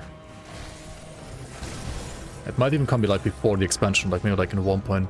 I mean, there's gonna be like a 1.2.1 patch. That's already confirmed. Before the expansion. Which would be probably at some point in like, I don't know. Maybe April? If I had to guess. You can't do it in 1.2 yet, no, not in this patch. But all I'm saying is, next patch will give us the tech.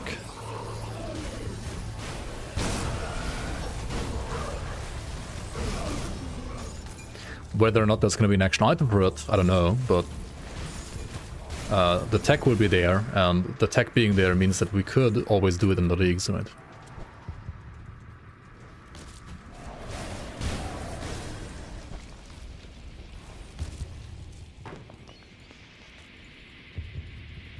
can you make Ember's Calling actually change Reeks of Life? That's what Crate is gonna do actually next patch. Like next patch, Ember's Calling is actually gonna change Reeks of Life. And them spoilering that makes me believe that you can probably also do the same to something like Cocktail then. Which is very nice. Very nice to have the tech.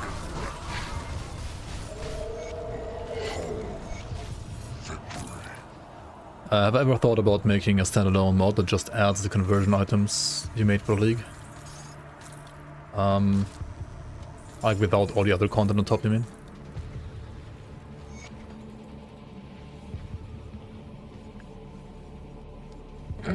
Didn't like Dawn of Masteries like add them actually, like add some of them?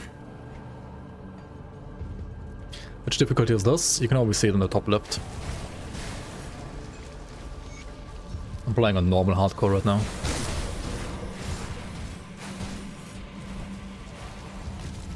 Which is why I'm kind of like just zooming around.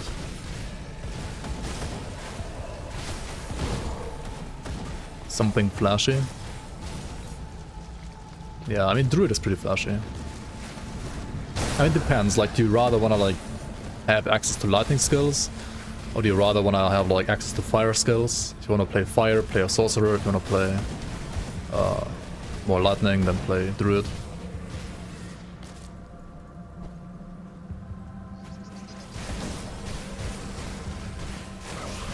And you can also play like a lightning sorcerer, and you can also play like, for example, a cold druid, but generally speaking, sorcerer is better for fire damage, and druid is better for lightning damage. Reddit says Promise Strike Druids suck. Dude, Reddit is I don't know. Who said that on Reddit? Do you have the link? Do you have the post? Who the fuck says like Promise Strike is trash to a new player? It's like literally the best like skill you can play when you're new to the game. I think it's like literally the best, or like one of the best actually. Fucking Reddit, dude. Reddit, I mean, okay, Promise Strike is like slightly suboptimal for endgame. But like, that's like end game where you get to after like playing the game for like $1,000 maybe, right? Or like not 1,000, but like maybe like 100 hours, right? Promise Strike is like you're back. Literally one of the best leveling skills in the game.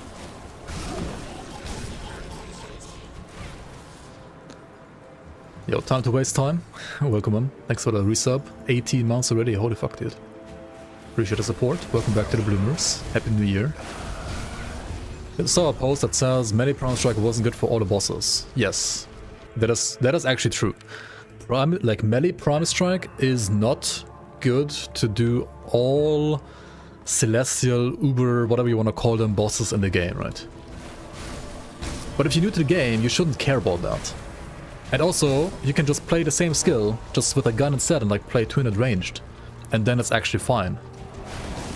It's not the best, but it's not like terrible either. It's like fine. Like, I don't know, fucking Reddit, man. And I mean, okay, that's like partially on Reddit. That's also like partially on a new player reading that and then thinking that, oh shit, the skill can't do all the bosses in the game. Maybe I should do a different build. I mean, maybe if you are a new player, you should actually like not care about doing literally all the bosses in the game, because doing all the bosses in the game is literally something you don't do in like your first like 100 or 200 hours in the game anyway.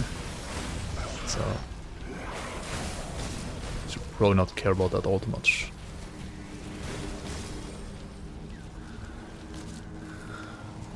Yeah, I would say like Promise Strike is definitely like top 5 best skills for a beginner ever, for sure. Like 100%. Maybe even like top 3. Out of like 50 different skills you can play in the game, or even more probably. It's like top 3 or top 5, right? Just to like give you a perspective like how good it is, really. It is that good, yes.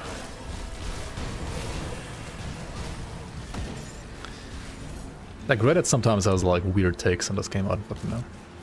Or like rather, sometimes like people on Reddit like word things in certain ways that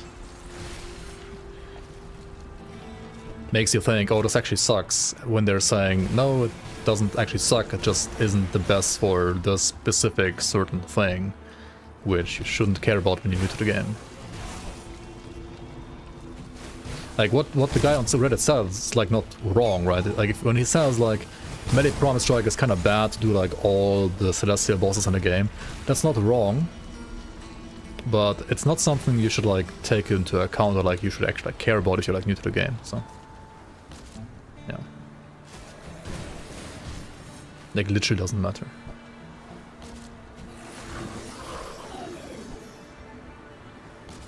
Yeah, like, the only Celestial boss you should, like, really care about if you're new to the game is, like, Lokar. And Promise Strike can do Lokar just fine. Like, that very smooth, honestly. Totally fine for Lokar. Like, above average for Lokar, for sure. When you say it's not good, is it not just good or actually unusable? So, I would dare to say that Melee Promise Strike is, like, literally unusable for one boss. For the Creative Entertainment boss, yes. But then again, for Creative Entertainment boss, like, literally, for like 95% of, like, all endgame min-max builds are unusable for that boss, right? Because that boss is, like, that hard / that niche that you have to, like, play, like, a certain build that's, like, pretty much, like, catered toward that boss to actually defeat it. All the other bosses, though, like Kala, Ravager, and so on, you can do Melee Promise Strike. It's not the best build, I wouldn't say it's the best build against those bosses, certainly not, but it's doable. Like, I would say it's not good, or like it's like maybe like average, or like maybe like slightly below average, but it's certainly doable.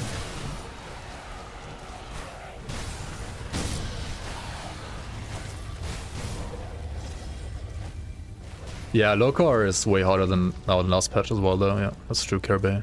Like, the Thunder makes Lokar a lot stronger now. I mean, there's a difference, right? Like, when another, like, super boss gets, like, a Thunder and, like, only one attack that you can, like, easily evade, right? Then as long as you evade that skill, you don't really, like, take much more damage than before. Compared to a boss like Lokar that now has Thunder on literally his default attack. And you can't dodge all of them. Then of course, like, Thunder is gonna have, like, a bigger impact in strength, like bumping up his strength on Lokar than, like, another boss, right? But I mean, compared to, like, some other bosses, Lokar is still a joke, so him getting, like, what is it, like 70% more damage while Thunder is, or like 50%, I don't know what's actually like on Lokar. Is it 50 or 70%? Something like that, right? It's not like compared to other bosses, he's still, like, way easier, right?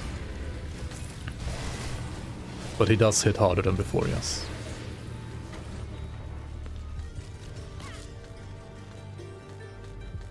You don't think any of the otherwise okay builds could even kill him now? Wait, what? Yeah, maybe the standards of, like, okay builds have changed then.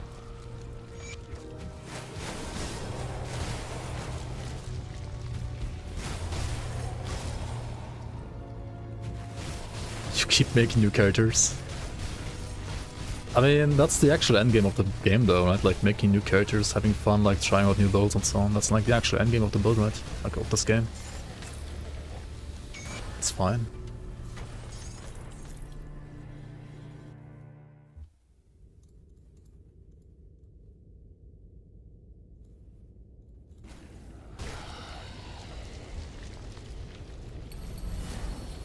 Okay. What do I want to go for next?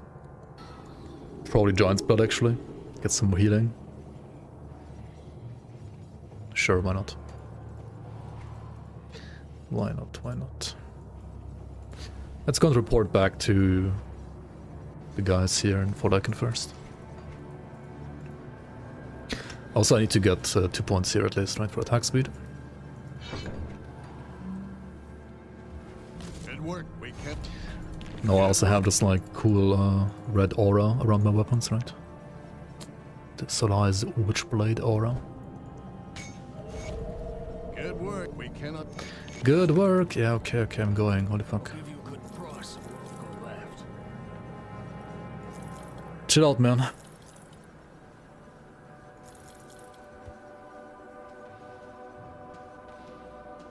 Oh, this chest has actually, like, 3 points of vulnerability. That's kind of nice. Pretty low armor value though.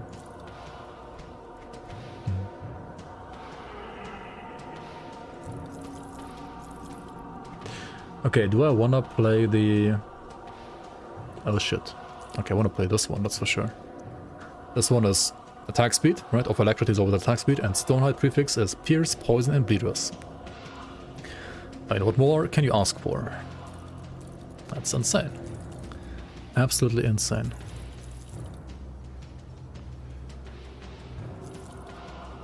Mark of Plagueis of Blight. I mean, this is acid damage, isn't it?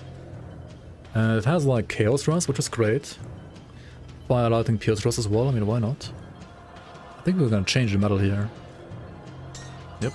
And then we need to put another emblem of the rushing ball on that. Maybe also like change the pants, right? Stun and 8 rest is gonna take a big hit though. I kinda don't like that right now. Okay, let's put the rush here again and then go back and switch around the components again. Let's take a look, shall we? What? Arcanus is probably like top 3 defensive class by itself. Yeah, Arcanus is pretty strong, yeah, for defense.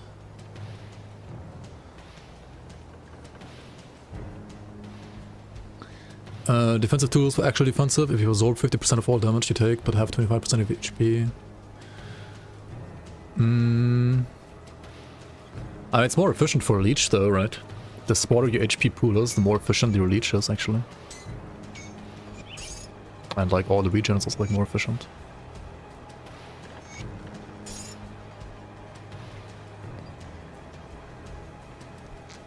But yeah, like single mastery, I mean the 3 tankiest are Soldier, Shaman, Oathkeeper, for sure, right? Shaman not necessarily because it's like super tanky, but because it can just play pets instead, right? Same for a cultist, like just play pets, right?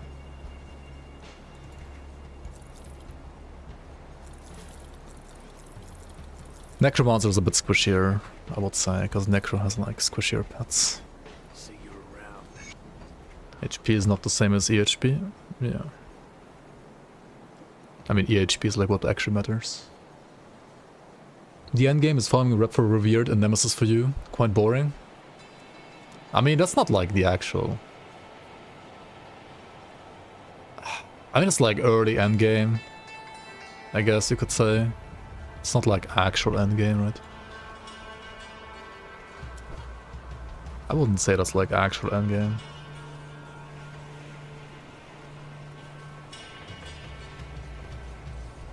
Okay, let's go and kill Ogorion. Took you long enough. Took me long enough, fuck off. That the ritual is...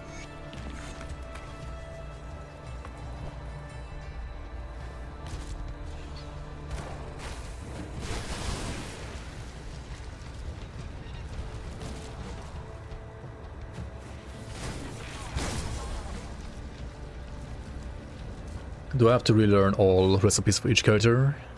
Only if you switch your save folder. Which is what I'm doing here to like simulate a fresh start. Generally no, like if you play the game normally, right, and you play like one character and you learn a recipe for that one character, then all other characters will also be able to like craft that item.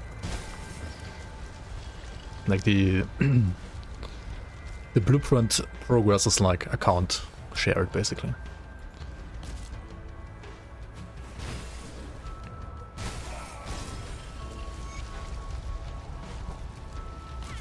Hardcore and softcore are separate, yes, that's true. Hardcore and softcore have separate stashes, separate blueprint, progression. That's all separate, yes. That is correct.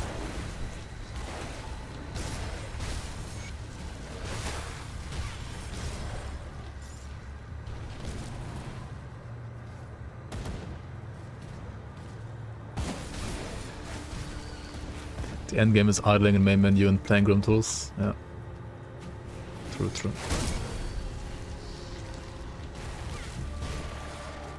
just theory crafting all the possibilities that you can do.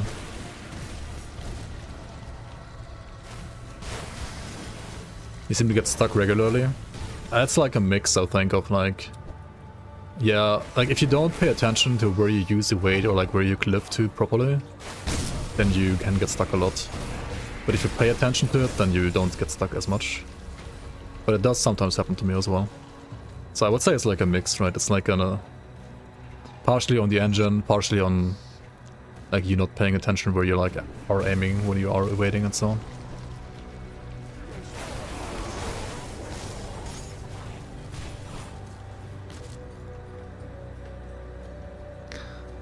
I mean, yeah, the engine definitely could handle some like pathing smoother. Like the pathing in Grim Dawn is like overall rather bad.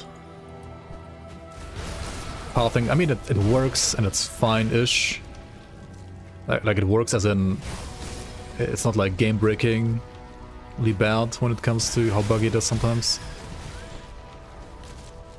And you do have like lots of control over it after all. But if you don't try to control it, kinda, then yeah, it can be a little scuffed.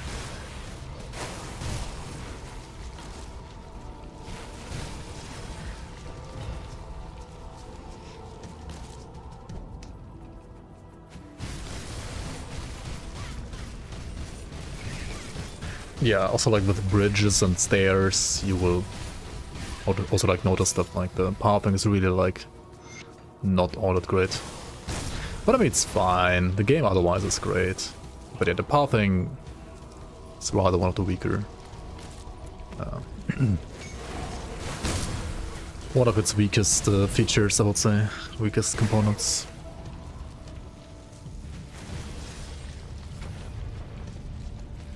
Spent a lot of time reading builds on the crate side on Discord. I have around 1500 hours in the game. It's still learning. Yeah. I mean, there's just like so many items in the game, so many builds you can like, so many like ways you can build characters. And there are some mechanics that aren't like all too straightforward at first, so you might learn about those like later, even after like hundreds of thousands of hours.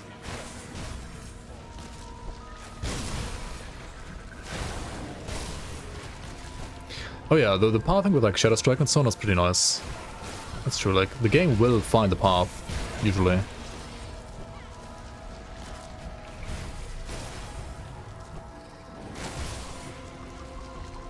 I mean, every single game will have like some pathing issues usually.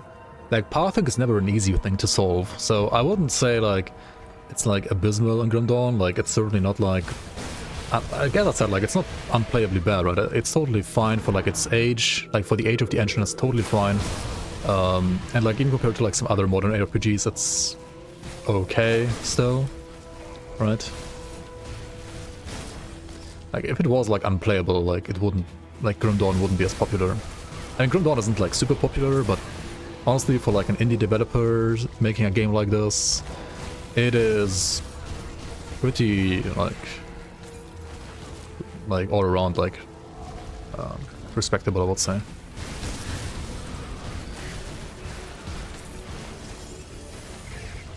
Yeah, also like, yeah, the pathing is a thing that you can get used to. And like once you get used to the pathing, how it works in Grim Dawn, then as I said, it's more like a skill issue, right? It's about like how you use the pathing to your advantage. Like how you move your cursor in this engine with this pathing will determine like how much you get stuck or not. Like if you just avoid certain things, then you will basically never get stuck. But if you don't actively like avoid certain like interactions or like certain like combinations of where your character is standing compared to like where you're mousing your cursor and where you're like trying to evade into. Like of course if you like evade here, then like if you like evade here, you're gonna evade into this, but if you use this rush, you can actually rush around it. Stuff like that. If you like know that, how it works, then you can like use that information to your like advantage.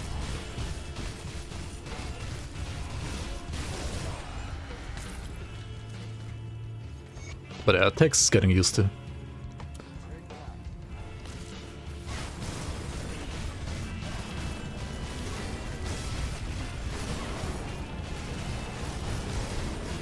old, you just bought Titan Quest. Oh boy.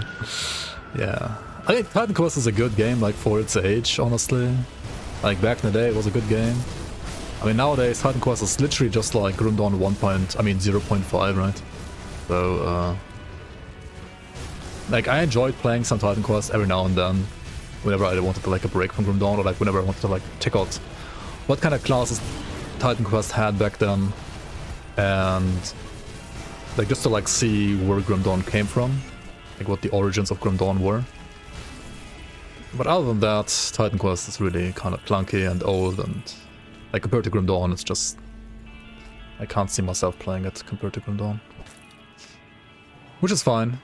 It's an older game. Newer games should ideally always be better. They aren't always, but in this case I would say it's... I mean, there maybe like are one or two mechanics in Titan Quest where you could argue like they are maybe better than in Grim Dawn. But honestly, I can't even like think of a single one right now, personally. Maybe like monster frequency having like a different color by default in Grim Dawn in Titan Quest is a better mechanic, or like a better feature than Grim Dawn. On the other hand, like not being able to see affixes in monster frequency in Titan Quest is also kind of scuffed. So even that is like a double-edged sword again. I don't know, like Grim Dawn like, improved so much. It's still the same, like, underlying engine in a way, but they improved so many things in this game, it's kind of crazy. Holy fuck, Conan actually got the VIP. Okay. I don't know how many more slots I have. I think I'll have to, like, remove it soon, actually. Holy shit, dude. Congrats, congrats.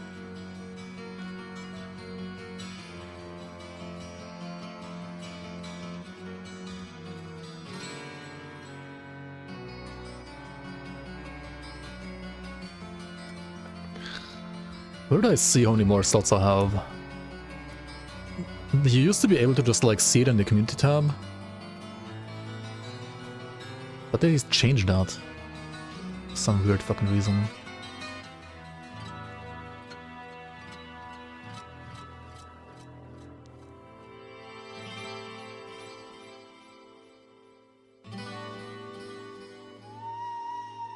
Amazing Loki, holy fuck. Okay, how many slots do I have though? Where did I see that? Did they just give me like infinite slots now? No way, right? Twitch doesn't do that.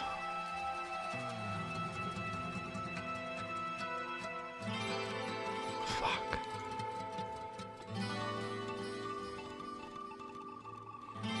Does it come with free doctor and medical care? No. It just comes with a diamond in chat, that's it. You get nothing. It's literally just like minus 420k channel points, right? Come see my wares.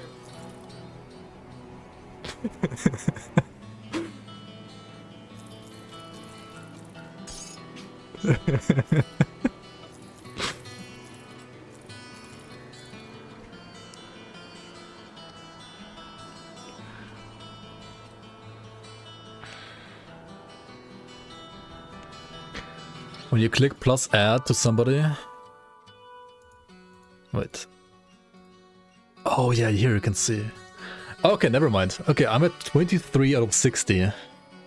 There's still 37 slots left. I think. Wait. Maybe like 2 less now.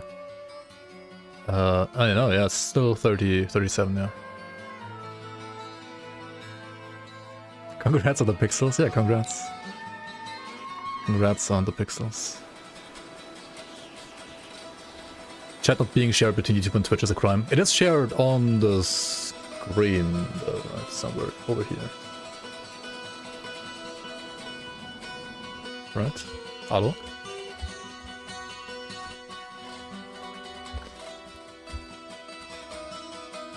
Hello? Dude, I can't fucking write.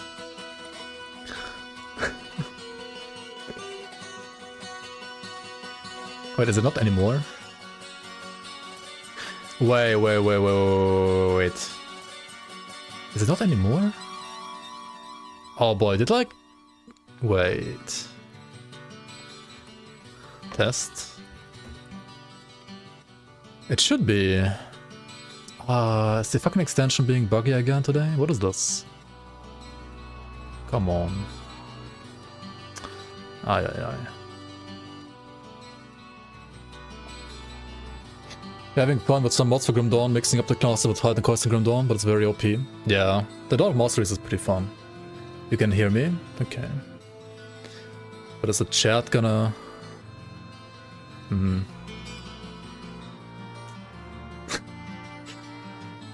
Okay, but like, when you write on YouTube, it doesn't appear on the screen, right? Oh, now it does. Holy fuck, what is this delay? Okay, maybe YouTube is being like overloaded right now. I have no idea. Put it to good use. Okay, so it does work, technically.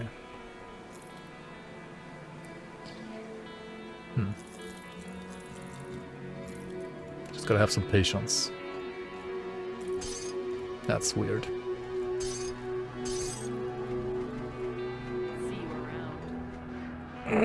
Alright, X4 done. This is basically like vanilla Grim Dawn done. Let's head into the expansions, I guess. I should do a couple of side quests before we do that though. I should like clean up this one, should like maybe do the hidden path, right? Hidden path, maybe like run an SOT, why not? Like a Steps of Torment. There's like a quest for that anyway, right? Like there's, where's it called? What's it called? Kairos is waiting for me there since like a couple of hours already.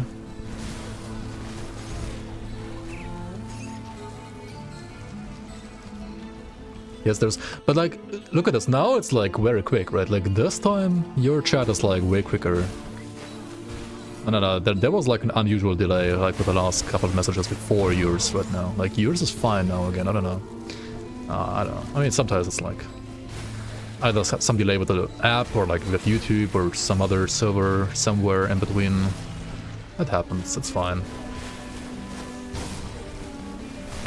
Oh wait, we don't have to like kill these guys yet, right? We have to rather kill Anastasia. What the fuck am I doing in here? I gotta kill Anastasia first, right? Deal with the witch. The ethereal witch.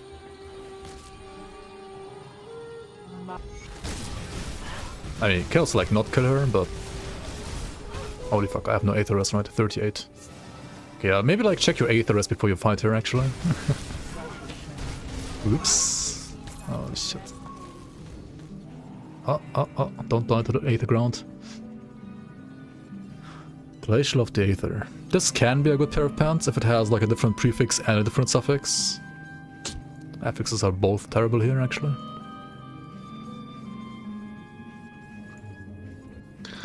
Still counted like 25 seconds from your chat to the screen. Oh well. Yeah, YouTube might have like a delay. That might be... nah, it was definitely less than that for me. But it might be because you have like delay on your end a bit as well. Not sure.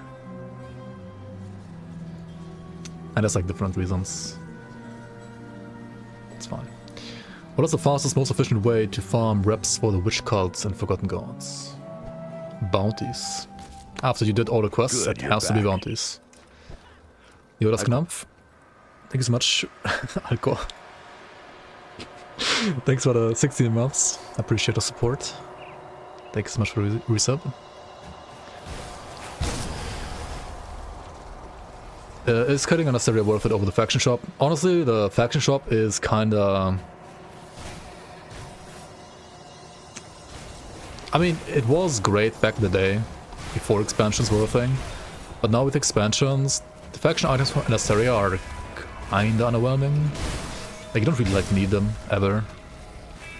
And you can use them, but like you don't need them ever really. So yeah, you just can kill her if you want. I would rather... I think like the pants you get, as well as the helmet, are just kinda nice. Like before, like they added the pants to her at some point, right? She only had, like, she used to only have like a helmet in the past, and now she has pants too. And ever since I can't read, I can't talk. Ever since she got the pants, I think I'm like always killing her. Because her shop is kind of bad compared to other shops, and her pants are better than having no pants, so... yeah. It's pretty much always good to kill her now. Which It's a little sad, lore-wise, I think, but oh well.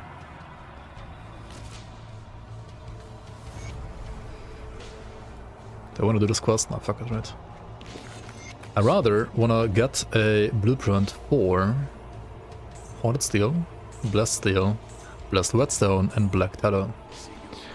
These are all components you can use that are pretty nice in certain situations. There's also the Chosen Chest Guard, which is an alternative for my chest. But honestly, it's like the same thing, just worse for the most part. Unless you would be playing a retaliation damage build, then this would be better. This one has chaos resistance. That's kind of nice, actually. I rather want poison resistance. No, aether, right? Aether, actually.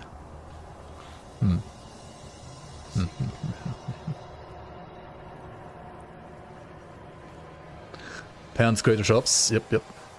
Yo, Adam, welcome. Okay, what about the other... Okay, these guys are still friendly. Okay, I gotta do SOT real quick. There's a shrine down there. And I'm gonna get, like, rovers up to... What is it called? Like, respected. And then I can buy the runestone component. And I can put a runestone into my forehead.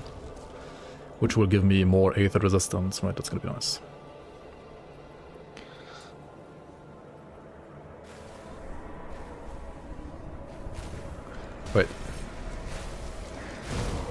Wait, Nicolas Melee? 7 minutes ago? Super thanks? Wait. On my stream? Or where? Why does it not show on my stream? Why does my... Oh, maybe it was like a comment under my video instead. Oh yeah, it is. I see.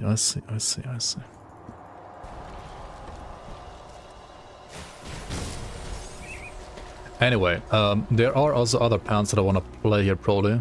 I was playing like these Greek sect pants for a while now, but I want to play Solaris sect pants now, I think, because they give it like leech and aether resistance. I should have probably like gotten them like way earlier, because like the lowest level variant is level 30. I don't know what the next level is gonna be like, level 50 maybe? Like it might be too high for me to equip right now. Is there a resource or link that explains conversions in detail?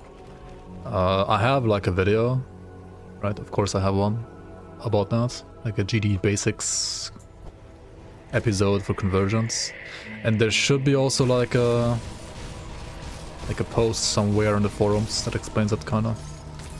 Holy fuck! Impenetrable of Solaris metals. How many resistances do you think this item is gonna have?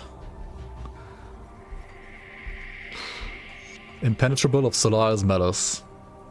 I think it's gonna have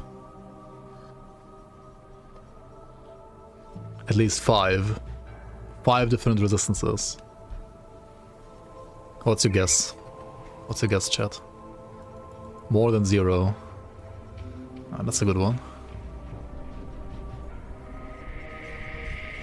5. 1 more. 1 plus.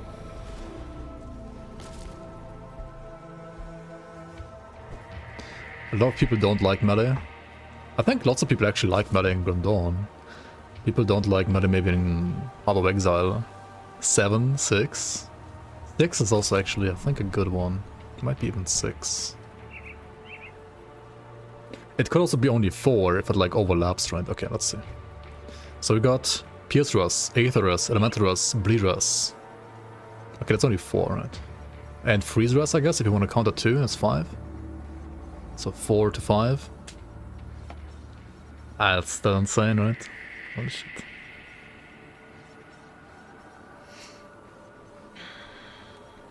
And 4% leech on top. I'm gonna like lose some offensive ability. Actually, it's not even that much. Like I lose 3. And I lose some armor. I mean, okay. It's just like a little bit though. It's fine.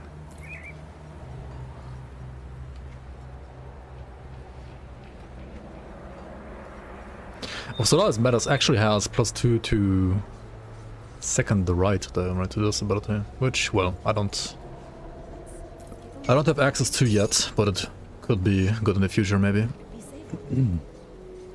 Prismatic Ugin belt of vitality. Nice. Very pog. Yeah, if you need like resistances and HP, it's very nice. Yeah.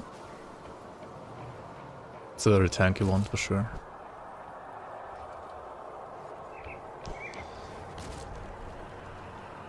It's 7 if you count the 3 elemental resistances as 3. Yeah, true. Yeah, true. Kind of insane.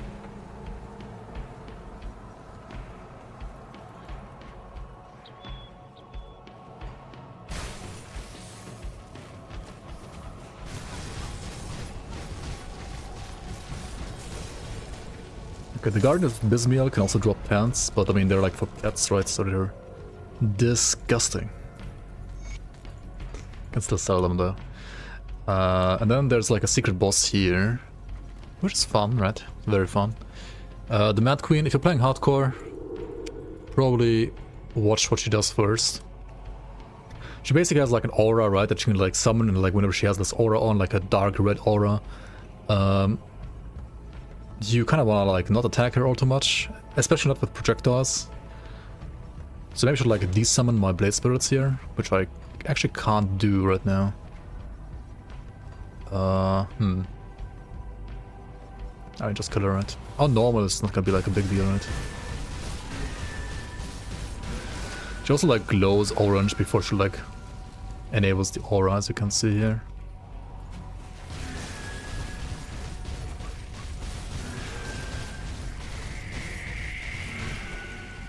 Like, as long as she doesn't glow orange, you can just like keep on attacking her, right?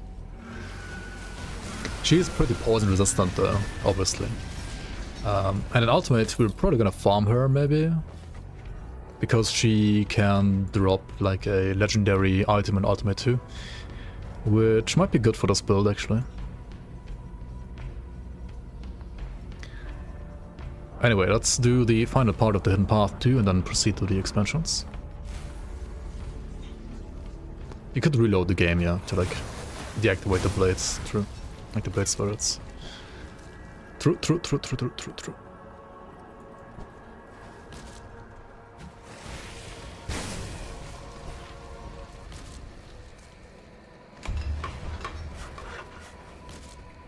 Frost something rocks me out of poop. And poop of frost. Unlucky, man. Yeah, you definitely don't want like frost of poop or poop of frost. Do recommend going through the expansions on normal before going to elite. If it's your first time playing this game, absolutely. You should like experience the entire game and the entire storyline and the entire like all the acts first, in my opinion. And also, if you feel comfortable, you could even skip elite completely and like go right to ultimate. Like rather skip elite than skip normal, in my opinion. Yeah, read all the lore notes, right? Read them all out loud, even if you're like alone at home, right? Just read them out loud alone.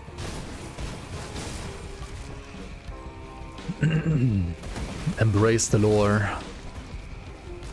Feel the game. Where's Rashalga? Yeah, in the Bismiel part, yeah. What's a fun class that doesn't do physical damage and isn't a druid?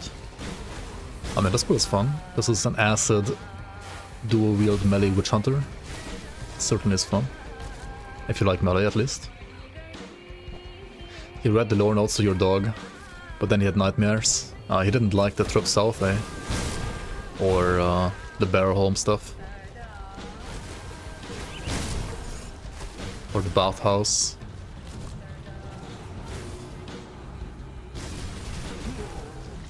Or birthing success. There's some slightly disturbing lore notes in this game. Yeah. Fleshworks, yep.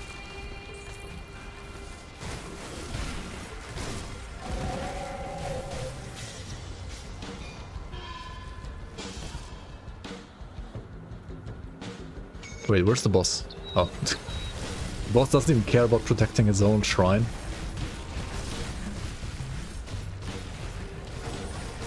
Monk Sundered, oh no. I take like more damage. I mean, more damage of 0 is still 0. Can they buff this boss, please?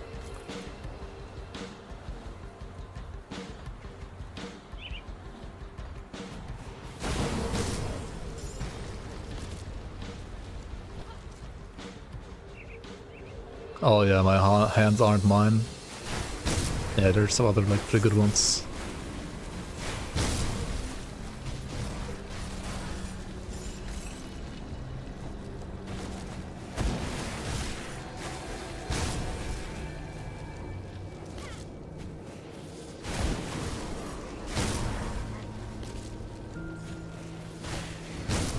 Yeah, you're gonna like touch a small rock to make a bigger rock move to get to the Mad Queen.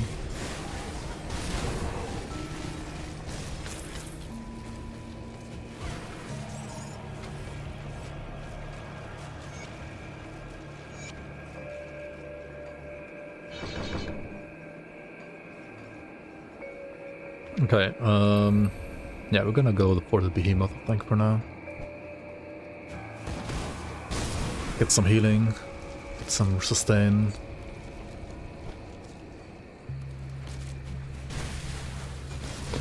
Which honestly isn't something you would always go for in a build like this. But on this patch it's actually kinda nice on this class. I would not play Giant Blood if I was a Dervish, for example, I think. Like, Dervish probably wouldn't want to play Giant's Blood here. But I think on Witch Hunter it might be fine. At least on a, like, beginner build like this. For endgame and maxing it might still not necessarily be the best. Like, at some point, Ghoul, for example, is probably just better. Or not playing any of them, because just have like enough sustain anyway.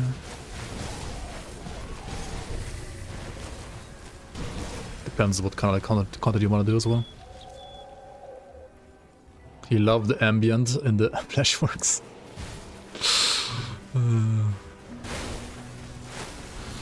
Yes, officer, this guy right here. Oh shit, we got Corbin statues. Smoker. Don't you dare clap me.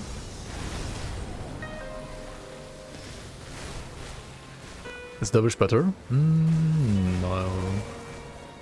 It depends what you wanna do exactly.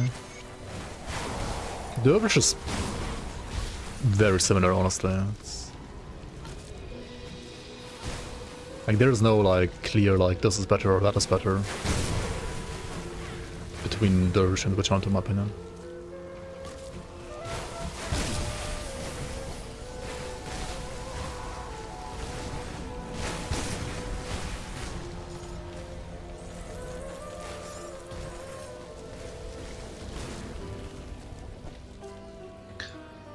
Yo, Vic, welcome, welcome.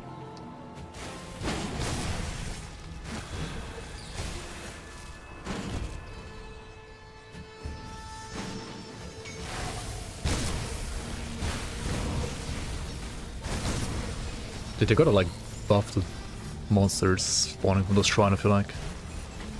What is this?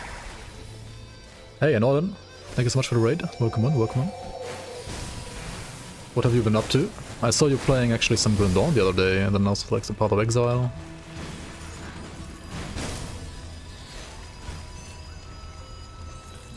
Enjoying some ARPGs, that's for sure.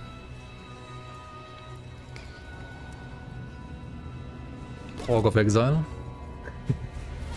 Yeah, Fury is a good game, for sure. Like, all things considered, it's still like objectively a very good game.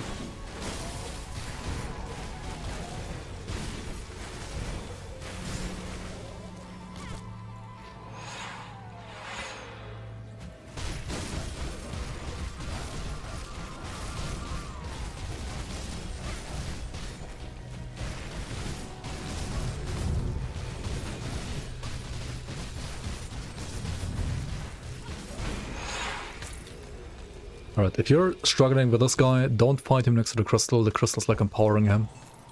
Giving him like more leech, or like more regen rather, and I think more like total speed as well.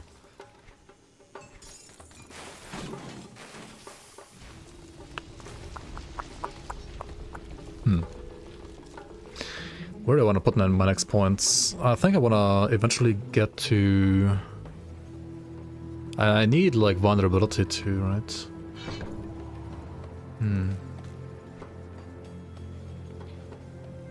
Alright, let's go for Act 5. Or do I want to finish this one first?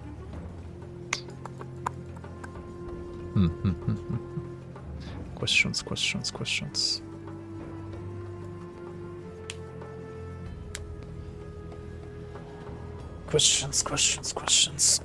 Good, you're back. Yo, Marriott. Direct chat. Hope everyone is faring well. How you doing? Welcome back. 20 months already. That's insane, dude. Thank you so much for the support. Welcome back to the Bloomers.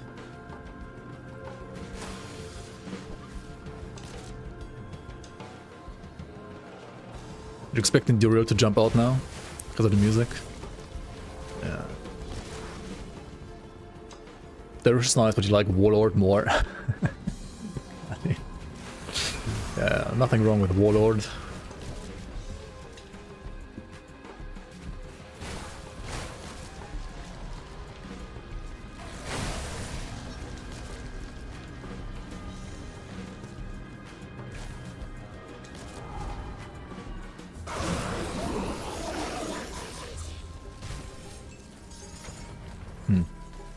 The totem also didn't scale with levels here. I thought maybe like the totem was gonna like spawn higher level mobs, but no.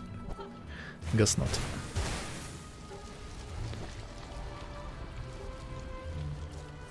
Yo Helm, welcome. I mean, hi, I'm Huesitos.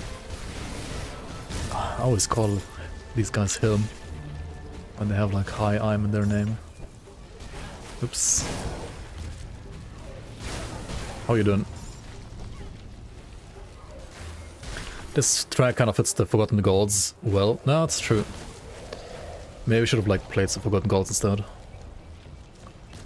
Dude, every time, like, I didn't even do it on purpose this time. I was like on accident again, like... I read him, I say him, right? Every time.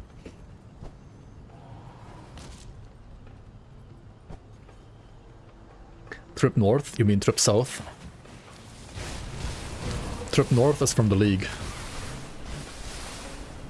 I mean, maybe trip north was like what gave you the chills too. Written by Scrub.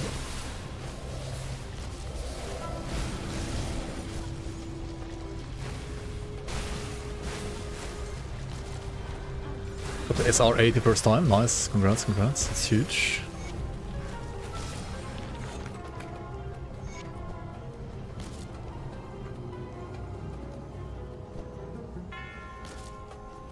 Kron is dead. It will never get old, I think.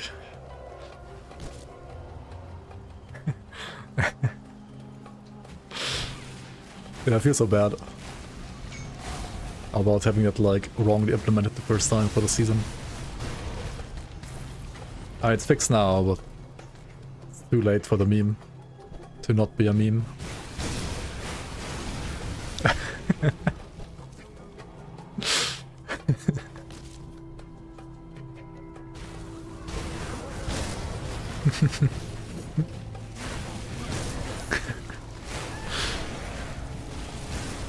By the way, what do you think about like more lore for the next season? How about some like ChatGPT lore? Would you rather have ChatGPT lore or no lore? If you had to choose, right? Rather no lore notes or ChatGPT lore notes?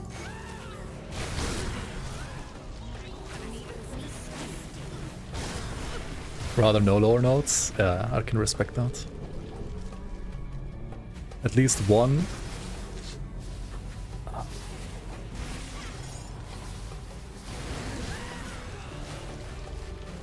Right, I should go and get the stash, right? The hidden stash from Nane.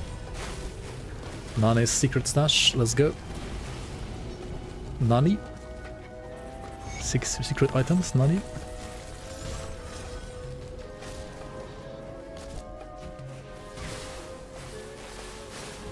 But the princess in another castle, Elsa? Yeah, true. Oh, Oh yeah, true. Elsa and Grande is like a Bowser and Peach story, right? Except different. And what's it called? Mornay? Mornay is Mario. It's like the Peach story in case like Peach never wanted to actually get saved. Oni Rivian, welcome in. Yo, thanks for watching my work as well. Wanted to ask you one thing, since you're a beginner myself. You play a dual-wield pistol Pierce Paladin. Good, you're back. And statistically, the DPS on your character sheet is quite high, what I've seen when comparing with different builds. Yet you feel like you don't do that much damage. Should I prioritize now on resistance reduction and seek other affixes connected with that?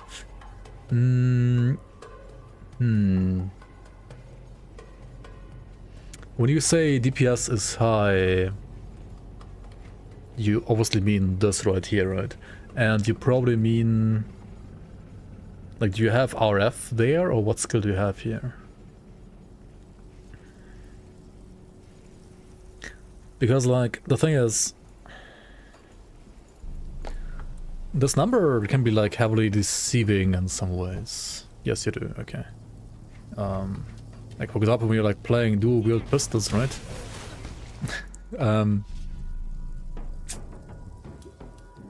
It might depend on, like, how often you proc your weapon pool skills as well. And you probably only have... I mean, you have Smite and then, like, Bursting Ground and so on, right? And also, it will depend a bit on, like... what your actual, like, damage breakdown looks like. Like, what kind of damage types you're actually dealing, right? You will see that here on the second page. If you put, like, your Righteous Fervor here, and you have, like... you would have, like, a Righteous Fervor here, right, instead?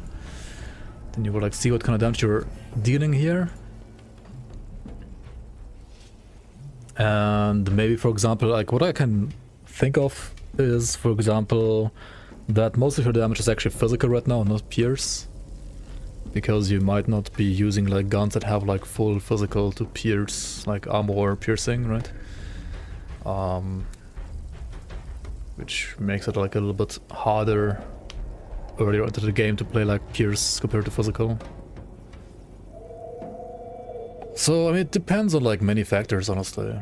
And then, of course, also resistance reduction, yes. Like, if you have no resistance reduction, you might be fine DPS-wise against, like, trash and, like, maybe champions and so on. But against, like, bosses, resistance reduction will be very nice and very helpful.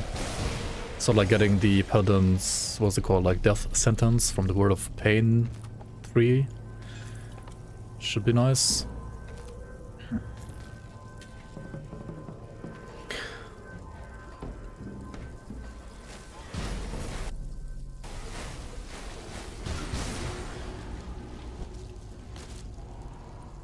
So it depends, like, how streamlined is your damage?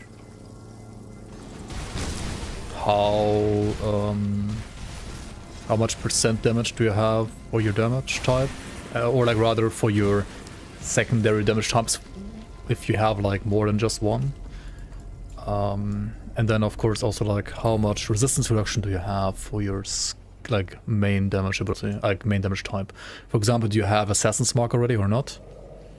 Assassin's Mark should, like, help out a lot against, like, bosses.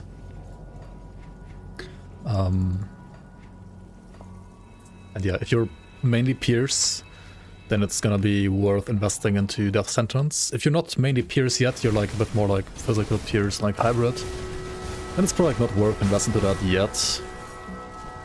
Rather just, like, get some more, like, raw damage, maybe, like, percent damage. I feel like resistance reduction is very good, of course, but, like, early game it's not that important, right? You rather want just to get some, like, flat damage. If you can get, like, resistance reduction that, like, works for, like, more or less all of your damage, then yes, it's very nice. And I would assume your damage is, like, a pretty heavy split between, like, physical and pierce. So getting Assassin's Blade should be 100% worth it, right? Assassin's Blade is worth it. But it also should, like, get something like Hydra, right? I mean, you probably already have Hydra.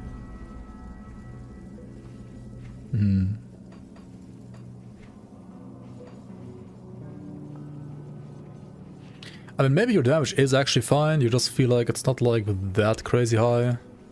Because you're maybe, like, used to either other builds or, like, other games, like other ARPGs that are, like, quicker, gameplay-wise, like faster. Because like you get more damage in other games, not sure. You can also get the sinister prefix on weapons for armor piercing. That's a good point, yeah. And it's gonna be rather random, but that can help, yeah. There's also components, I think like the Weststones, which might only work on swords though, not sure.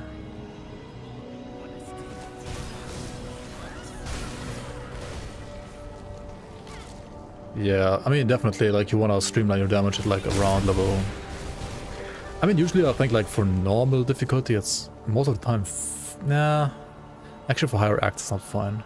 Yeah, like level 40 plus I would say, like level 40, 50 plus you definitely wanna like streamline your damage.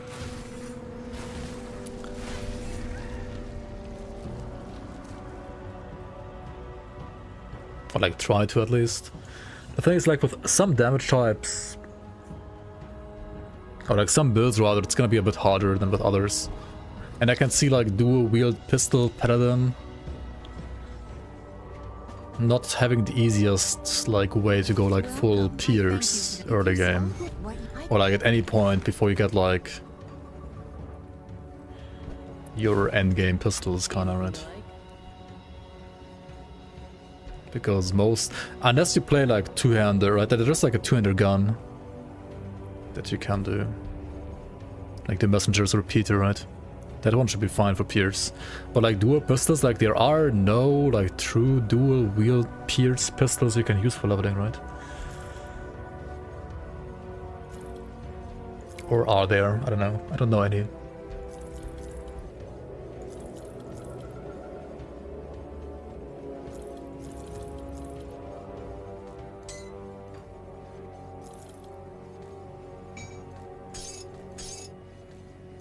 I mean, the thing is like though, for devotions, physical and pierce have like some decent overlap, right? So physical pierce hybrid you can play for a lot longer. Because you just like play Assassin's Blade, Hydra, Ulzad and so on. And even if you like pick your endgame pierce devotions already, right? It's still like only main campaign, right? It's not gonna be like a big deal to like play physical pierce hybrid for a little bit longer. Come see what's left of my wares. But yeah, I mean, if you could play like just pure pierce with the two-hander instead, then why would you play pistols, right? That's the other side of the story.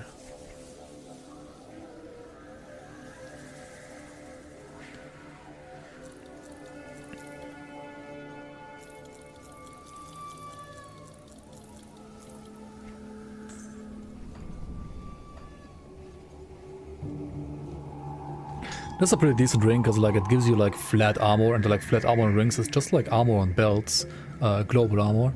However, we're always gonna use like these rings anyway, right? We're always gonna use Veiled rings, so... Or maybe like vine rings, but never like anything else, I think. Talking about gear though, hopefully I can finally... Oh wait, I still didn't go to SOT, right? What the fuck am I doing? Oh my god, I was talking about like going to SOT all the time, but I still didn't do it. What the hell? Anyway, we got the belt. Legion belt. And now if you craft an item that's like an armor piece, like not a component or like not a relic and stuff like that, you always will get a smithing bonus on top, right? And Valdrick, this guy here in Homestead, can give you Chaos and Aether Rest on top. So I think at this stage of the game, you actually want to craft your belt here at Valdrick. And you might want to craft like more than one belt, because you're gonna get like one affix on top. And it's gonna be like a random affix. This one has Chaos Resistance. Let's try one more. This one has Aether and Chaos Resistance.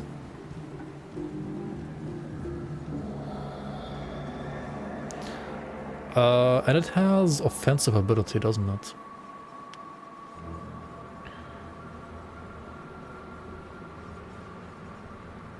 Also, this one rolled HP from the Know Thy Enemy bonus.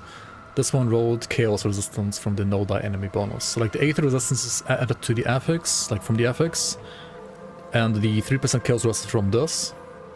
Here you get the HP from this, and you get the chaos thrust from the older prefix. I mean, both can be nice. Both can be nice, right? I was also gonna craft a rune stone, right?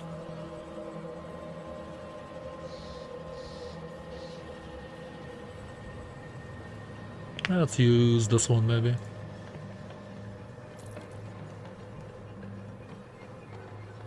Actually, maybe just this one. Yeah. Use the chaos one.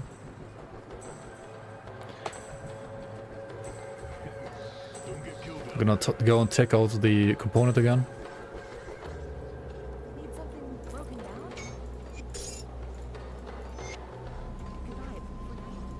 Now, we got an insane amount of bonuses now to Nightblade, right? We got like +1 to every single skill in the entire tree, which is nuts, right? It's insane. We're gonna have to find a spirit guide to take out these 2 points, I think. Because overcapping those nodes isn't that great. Let's go to the Covenant's Refuge real quick.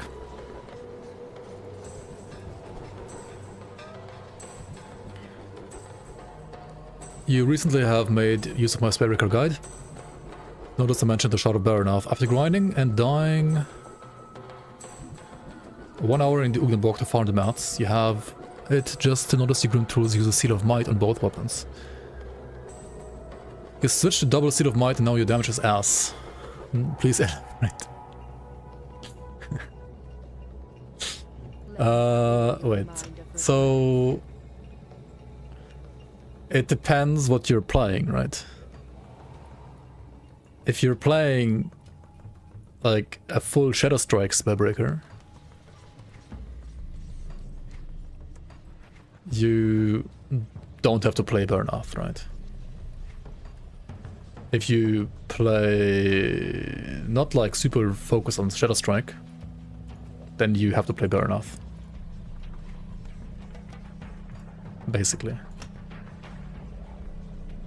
Basically that.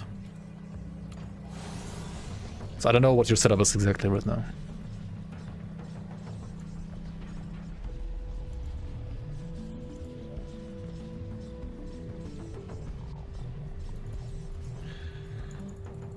Like I played Locksmere Daggers for like lower cooldown on Shadow Strike.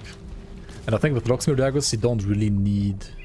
It depends what you want to do exactly, but I don't think you really need like Shard of Baranoth.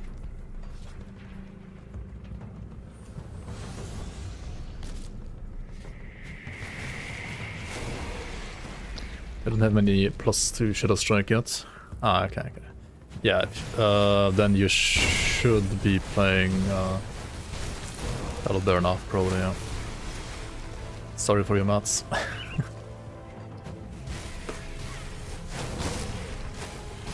Yeah, maybe it's not that clear in the guide.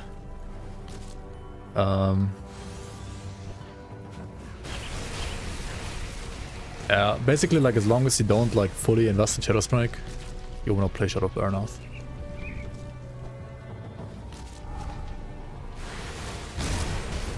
And even if you fully invest in Shadow Strike, you can still play Shard of Baranoth on top. Like, you can basically always play Shard of Baranoth.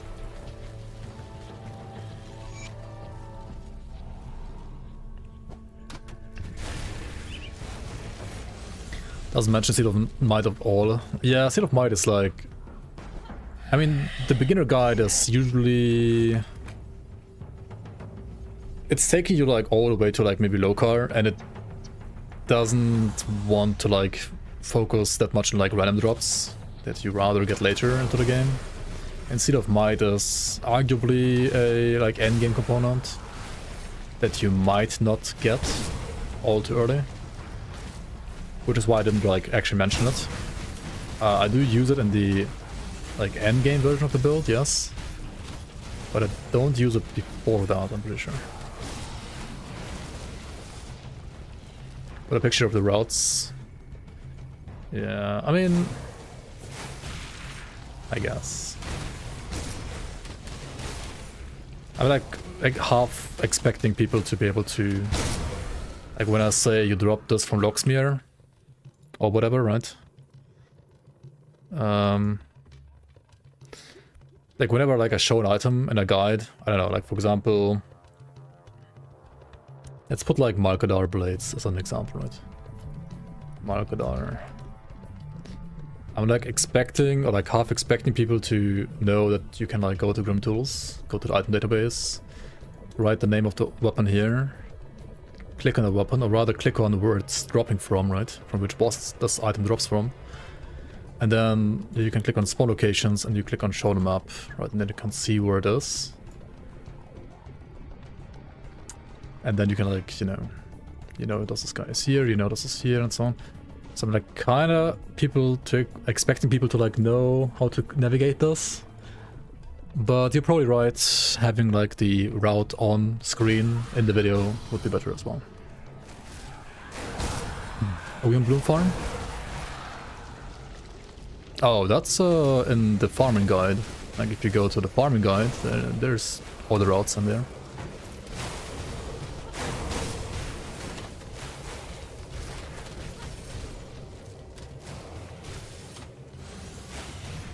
Like the generic farming stuff is never gonna be in like a build specific guide because I don't wanna like put the same shit like in every single video on it. There's like one video called like the ultimate farming guide for Grim Dawn, and I have all the farming routes in there. Like all the generic ones at least.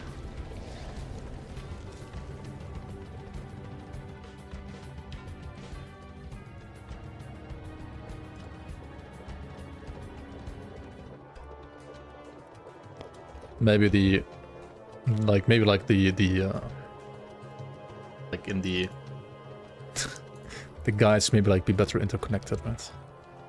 But yeah, this is the ultimate farming guide, which has like timestamps, like a menu right in the description. Like just open it up and then you can like basically click on what you want to like look for, right?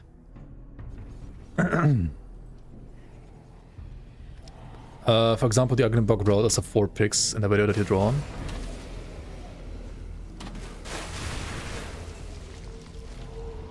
Oh, you mean like to put the pictures in the description instead?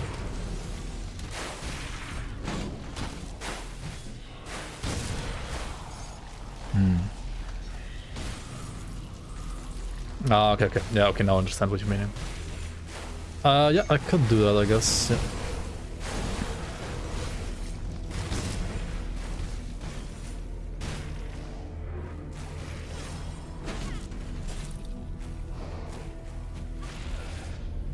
What endgame plan would you play with us?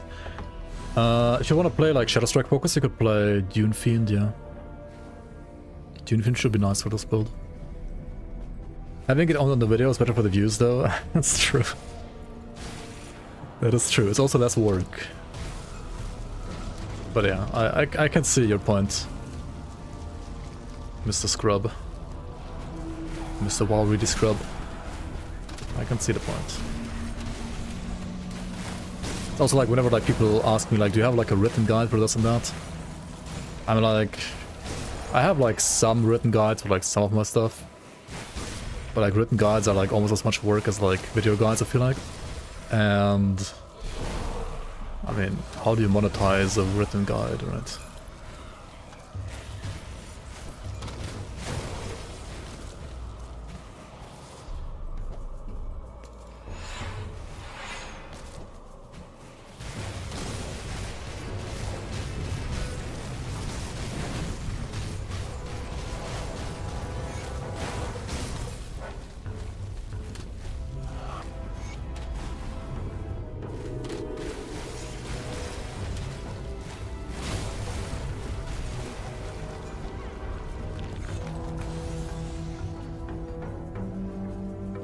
Alright, do I actually want to run this?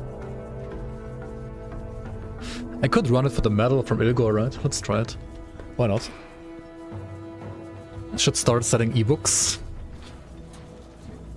Like ebooks. Dude, Maya should like sell her pet compendium, whatever it's called, as an ebook maybe as well. They sold Fortnite Secrets of the Island in bookstores. I do not sell Ugden Bloom farm books. True, yeah. Maybe we should do that.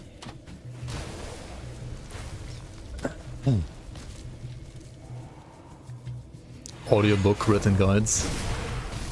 No video.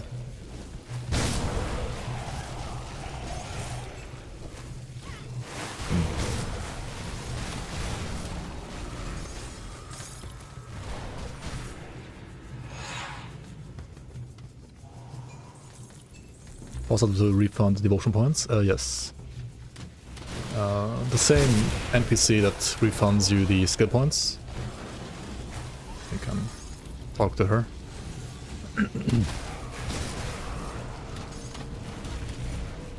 You basically watch my videos as an audiobook anyway. I mean, yeah, like making audiobooks at this point I think is not a waste of time, right? Because you can always just like watch the videos, or like listen to the videos as an audiobook instead, right? Like most of the time, I mean, I could like describe more what I'm doing, right? Like now I'm attacking these skeletons, now I'm like leveling up to level 45 and stuff like that, right? Now I'm like killing myself in-game. I don't know what.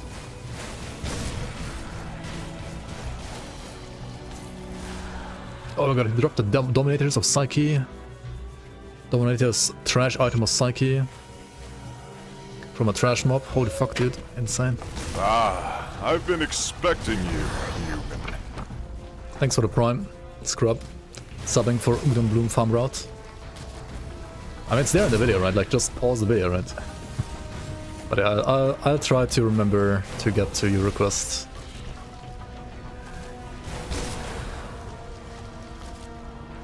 Appreciate the support.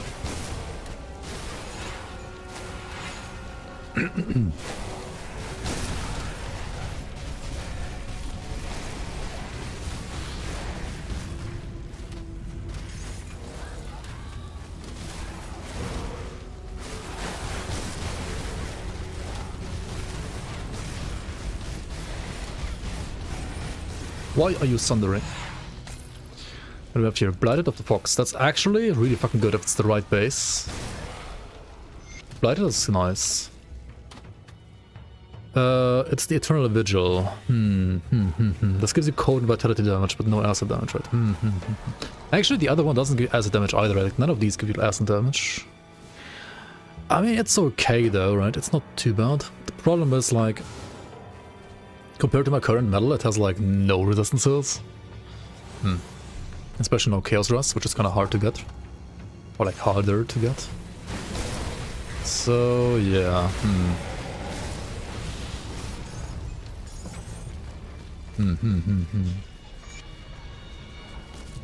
Is Grenado any good late game? Yes. It depends what kind of like build you're playing. If you're playing the Ozone set build, then you want to play Canister Bomb, because the items don't support Grenado. But if you're playing around, for example, Adversary, like 200 weapon, or I don't know, like Barrelsmith set, for example, Barrelsmith guns, then you can totally like play Grenado too. It's very good skill.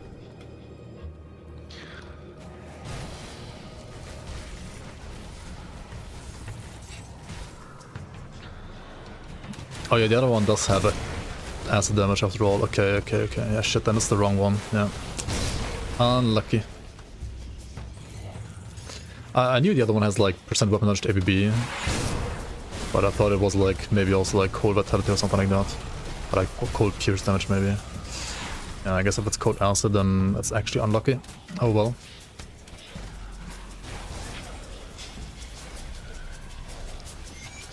To be honest, it's... the affixes aren't even as good as I thought they were gonna be, because they don't have like resistances that I need, so...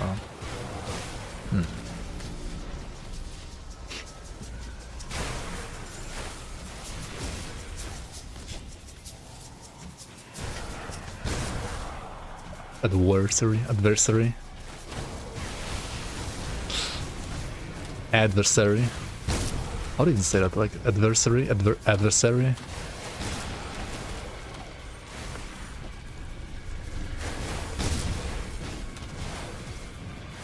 Yeah, that item, it's good, yeah.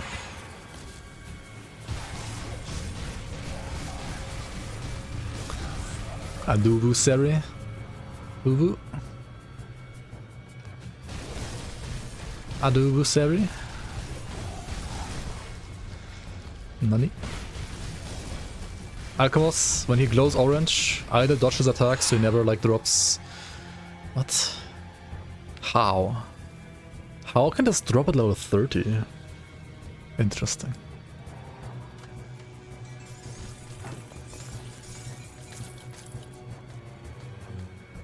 It's not acid damage though, so yeah. It has flipping total speed though, that's nice. And 2 points execution. Not too bad either.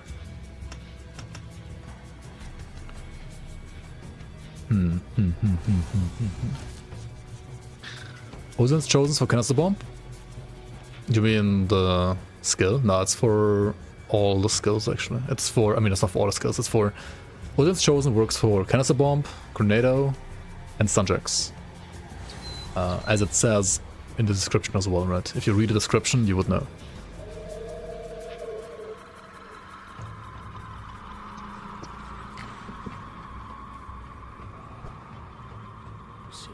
But I know, right? Yeah, reading is hard. I feel you.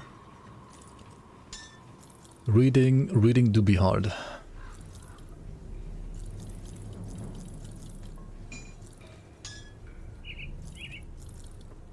You can't read. Sorry.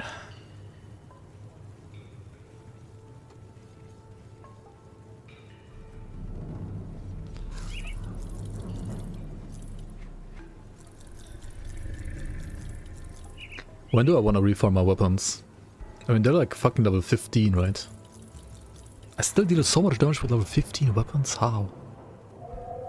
Holy shit, dude. Nightblade balanced. Okay, maybe I actually refarm my weapon real quick now. Just to like see what level they are now at this point. Nobody reads here, that's why we were watching you. Fair enough. Oh, the Ulzian set, you mean? I mean, you don't need sets, right? To make builds in this game. This is not Diablo 3. Yes, sets can be good, but you don't need sets. Just do it with Nightblade. I mean, yeah, you just pump Lethal Assault and then you deal damage. And in this patch you got all of your weapon pool skills buffed by like 5% weapon damage. And you have insane movement speed from Pneumatic Burst. And you have Shadow Strike on top, which has like actually decent weapon damage too. And you double dip on all of your skills with Lethal Assault's flat damage.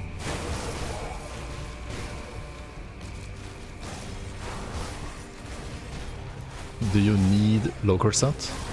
It depends what you want to do.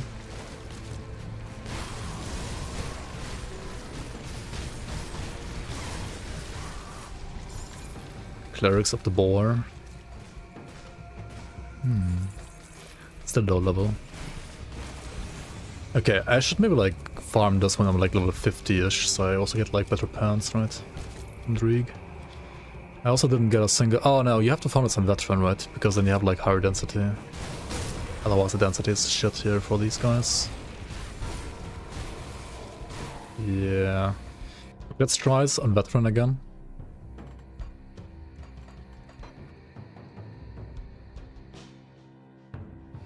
What you need is the power of the Wig illusion, it surely helps. It was like plus 50 drip.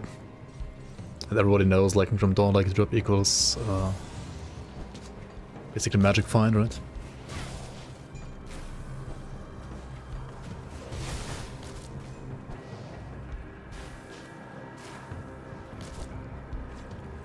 At least, see? Like you switch to Veteran, boom, you instantly have an elite here, which didn't drop his weapon over.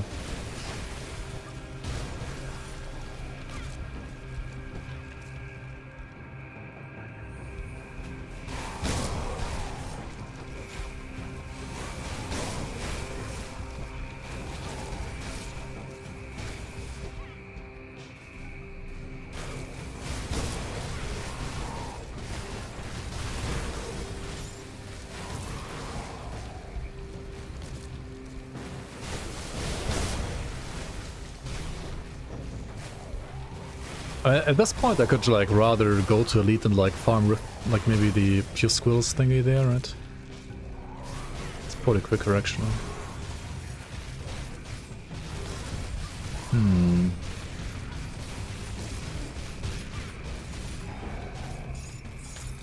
Of thunder, yikes.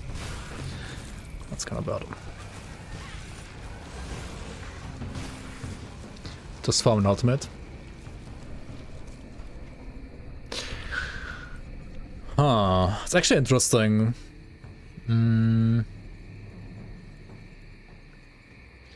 Yeah, I think I want to finish this first. Let's just play the game a bit. And I have like enough damage, right? I don't need like these daggers are insane anyway. Like all I need is like the conversion from the daggers to make my lethal assault even more insane.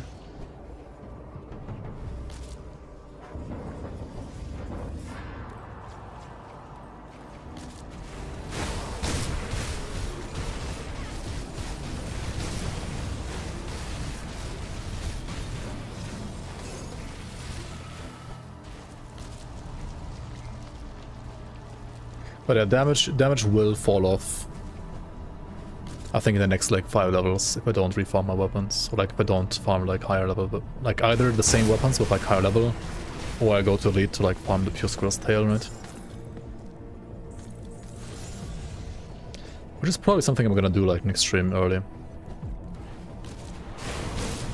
Like I'll call it here after this act. And then next time we can do like get the weapons in elite and then do like the other acts in normal or veteran, whatever you wanna see, right? I guess at this point you could like also turn on veteran as long as you have like an actual like great weapon and so on, right?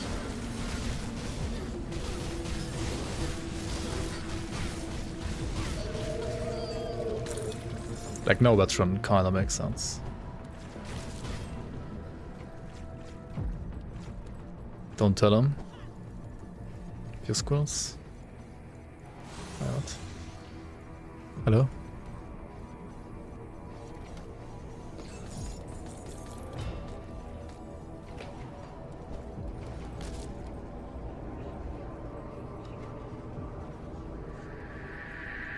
And when you go to elite though, you want to make sure you have like 25% overcap on your first row. 2024 the year of the Minion Lord. Thank you so much for the resub, Zapply. Welcome, welcome on. Appreciate the support. Happy New Year. The year of the Minion Lord, eh? Did you know we're gonna get a new expansion this year for Grim Dawn? And did you know that this expansion is gonna have a new class?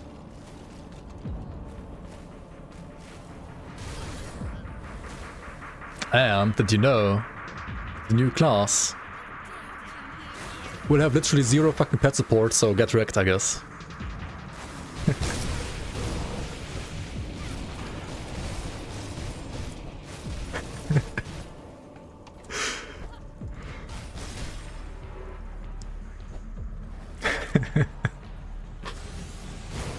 Nah, I'm sure, right? Surely there's gonna be like at least one set or like some items that give you like pet support for that class.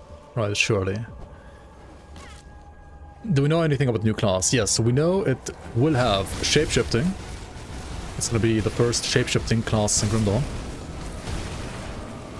And it will also support, in the non-shapeshifted form at least, it will also support dual wield melee. And it will also support cold damage, bleed damage, chaos damage, and yeah, something like that. And deep with attack replacer even. I hope it's not a boring one again, like. But yeah, okay.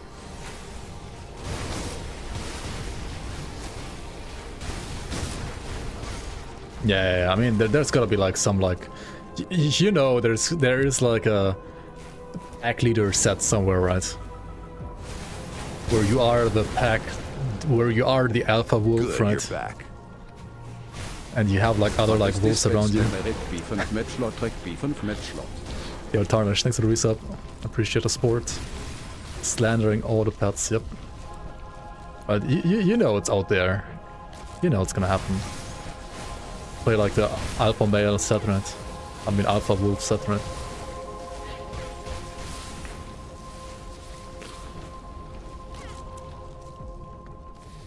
Oh yeah, Berserker Nightblade is gonna be insane probably. Icons. Dude, like even just like equipping like Razin set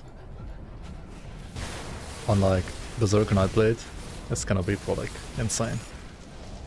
Or like all the cool stuff as well. Like, dude, Korba set of course, right? Korba. I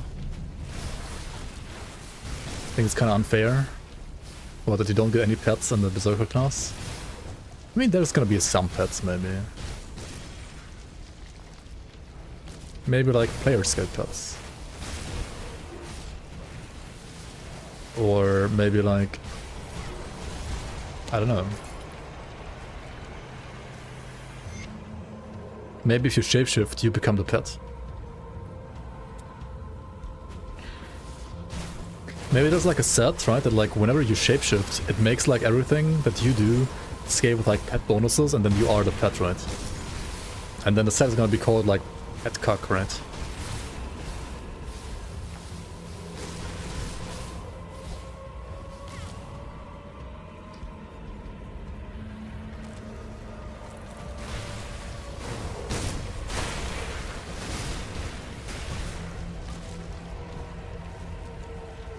But that's every pet set.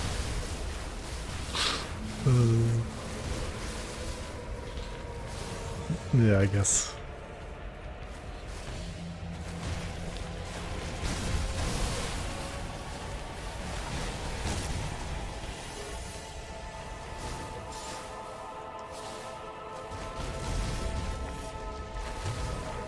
What about getting a skill called Howl? That's like Dude, Horn, and Warcry. Giga Chedonian set. ETA? There's no real ETA, but from what I know, from the information that I know, I would expect a patch 1.2.1 patch that is pre-expansion to hit like around maybe like April or May? April? And then like that patch maybe like April, May, and then the expansion to hit maybe like October, November.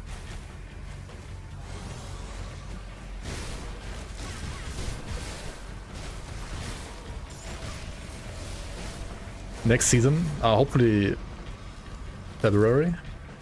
We'll see though, we'll see. We shall see. Okay, so there's like two windows for the season, right? So there's one window that is between D4 season, D4 Omega LOL, I know, right? And LE release, right? So like it would be like rather early February. But if we don't make that, it will have to be like after LE release. So it would have to be like March then, right? We'll see. We shall see, we shall see. Good, you're back. Why are you playing at Veteran? Veteran difficulty for veteran player. Yo, Kicknos, thanks for the resub. Oh, I'm actually still playing on Veteran, yeah, you're right. I didn't even notice. I was playing Veteran to like farm the weapon, but I guess at this point like Veteran isn't even like much harder, so that's fine. Poor Spirit, yeah, rest in peace. Yeah, I mean if he dies, if you kill him, you get like a free like Wendigo Spirit, right? So it's fine. First build you have to make when the expansion comes out is a pet berserker. Yikes. Please no. Most sets are 4 pieces. Crate should go bonkers and create some with 8 pieces. 8-piece set? Huh. Wait, 1, 2, 3, 4, 5, 6, 7, 8.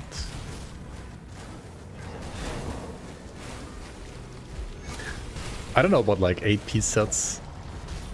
Like where's the... Because like the thing that still makes like set pieces in Grim Dawn interesting in my opinion is like they're like 3-piece or like 4-piece, or like you can combine different pieces. So like there's still like some, you know, things you have to like think about. If you do like an 8-piece set, you basically eliminate like the player having to like think about items even more. Right? Like the more pieces a set has, the more like straightforward it is to build, right? So, I don't know, man. Okay, this guy actually like takes a while to kill in that room, not gonna lie. He is quite a chunker. Okay, where the fuck is Silvaria though? Here? Okay. Let's leave a portal here. At this cave. And then we go...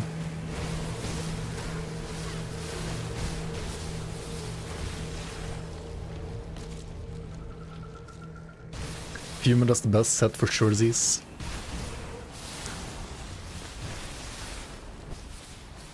Yep.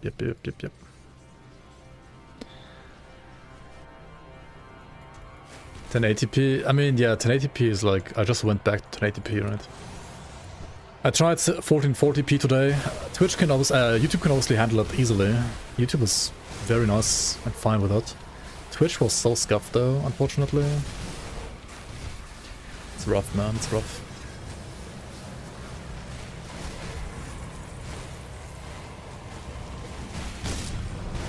Yeah, I don't know. It's probably like not time to move over to 1440p for streaming yet, I guess. For like making videos, I think it's totally fine to make like videos in 1440 or even like 4K. I mean, I can't do it on 4K though, but I can in like 1440 as long as I only use like non-stream stuff. But like fucking Twitch bitrate, man, that's so bad. Oh well. Another leg plates of Valor, eh? The game sure loves giving me this pant, this pair of pants, these pair of pants.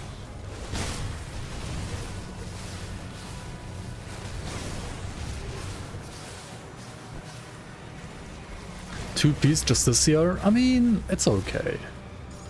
I wouldn't say it's broken. The armored option is nice, sure, but you are definitely like giving up other stuff for that. Like just the set is, I wouldn't say it's OP, no, definitely not. Not the best either. There are better sets out there. Incorruptible of Ruin, oh boy. Wait, where is it? Did you imagine playing like physical?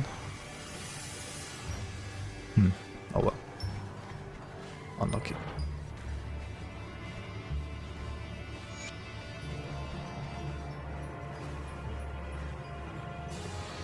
Not broken, just good. I mean, yeah, it's good, yeah.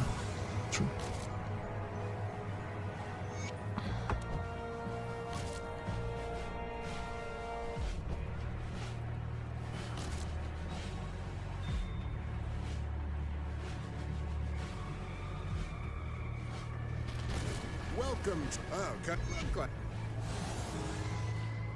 You guys ever play with damage numbers off for visual clarity?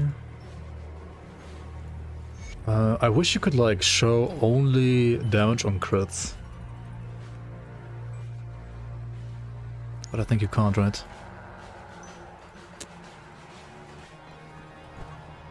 A blessed well.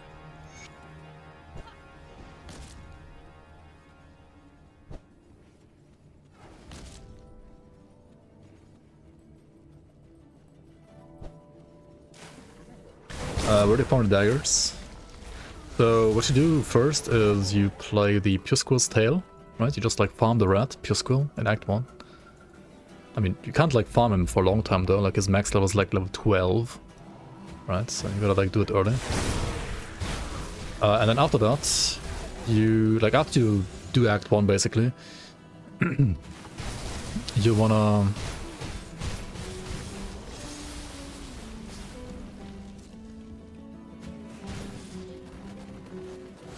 you wanna do the hidden path, right? The first part of hidden path. You blow up the hidden path thing here. You actually probably wanna turn on veteran as long as your poison resistance is good enough to like not die there. You can turn on veteran to like have a slightly higher density. And then you have to like farm the prawns. They are like the Rift Scourge Scuttlers, right? And those drop you this Rift Scourge Slicer. Yo, Scrap, welcome. Looking for a game, veteran?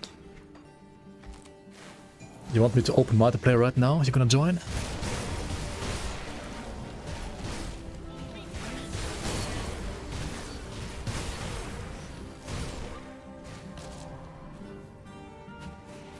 The lore master. Yeah. You wanna write some more for next season?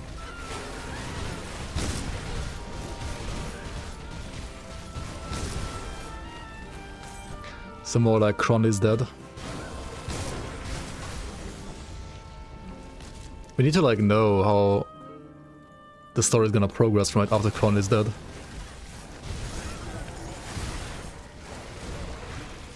I gotta know.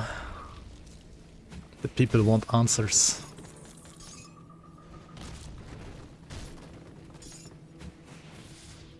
It ends there.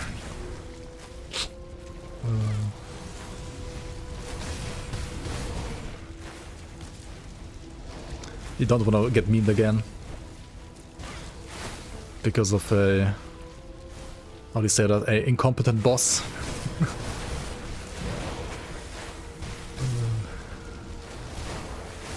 Grim Dawn is dead? Monka? What? No.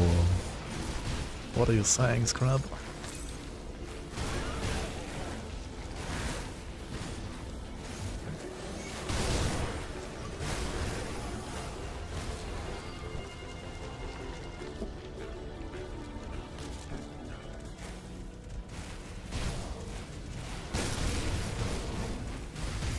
Are you working again, by the way, or are you still enjoying life?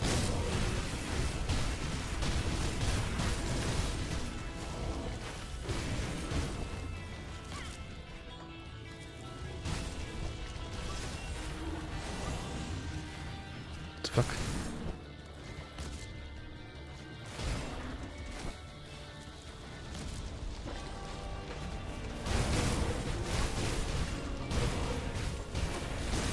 Okay, my damage is like really falling off.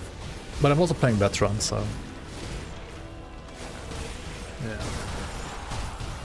Should probably get like better weapons than level 12 weapons, or like level 15 weapons, right? Probably.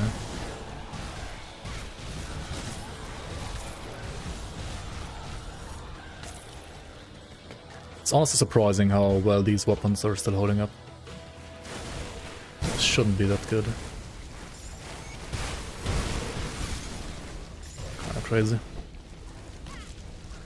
Recover the ashes of Cronley. Perform the ritual to resurrect Cronley. Proceed to farm resurrected Cronley for the drinks. Let's go.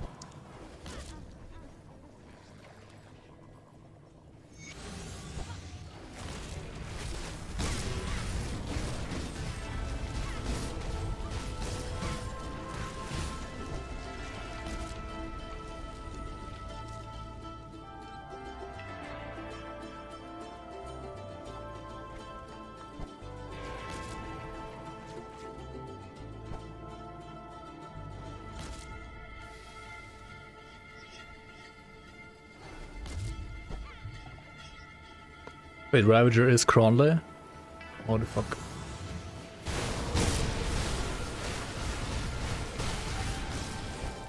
Spoiler. Spoiler for Season 6, Ravager is Cronley.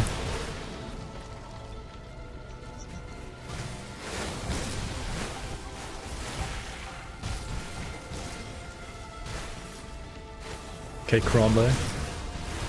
Okay, Kona Cronley.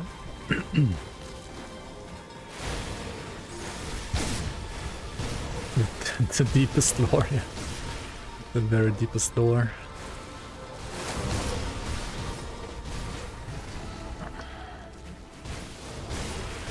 I should hire all of you as like lore writers for season 6.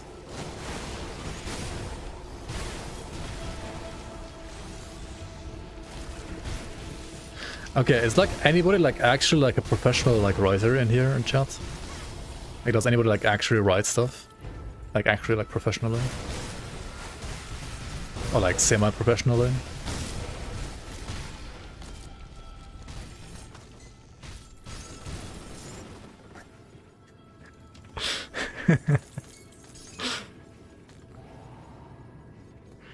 Twitch chat writing lore? Yeah. All you do is write as a software dev? I mean, yeah, but like, do you write like... Do you like write books and stuff like that, right?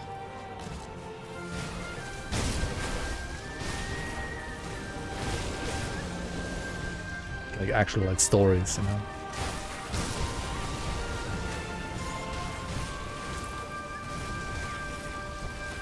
Also, which like AI is the best for like writing lore? Or like writing stories, what do you think? Which AI is like actually good at like writing stories?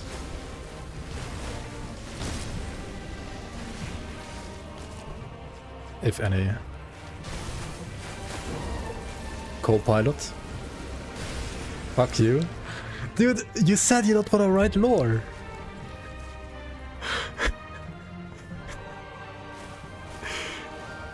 If you don't want to write lore, I gotta like find AI to write lore.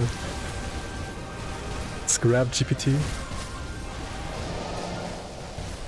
I mean, I got like tarnish like writing some stuff, sure. But I mean, there's potential for like so much fucking things you can write. I'm like actually considering like AI lore. If it's like not terrible. But most of it is just terrible. Like most of the AI lore that I tried writing so far is just garbage. Like it looks like a... Like the AI that I read so far, or like saw so far, basically like writes like a... it writes like an elementary schooler, like an elementary kid. Trying to like write in his diary or something like that. Like it's just terrible. Anything you like? Route 34 GPT, yeah. I don't know about that.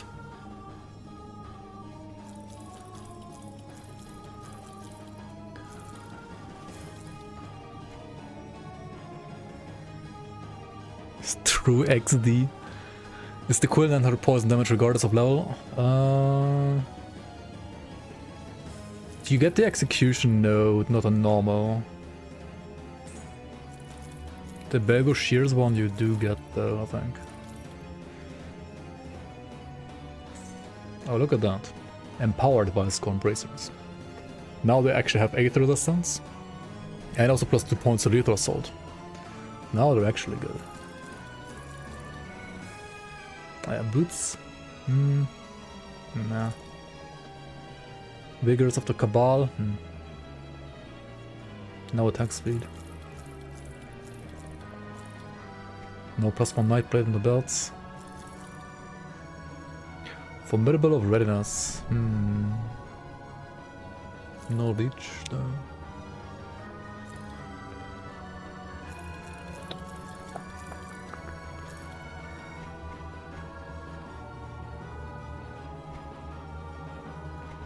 What about all these like leg plates of valor here?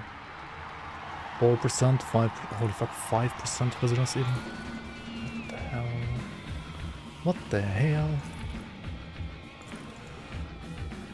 Do you know why Chaos Hour Reckoning Conduit adds shit ton of damage?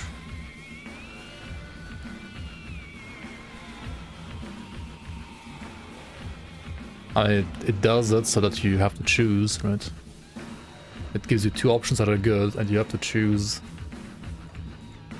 It's like that, so it's not straightforward.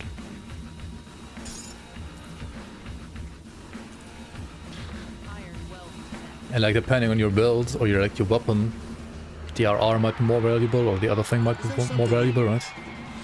It depends.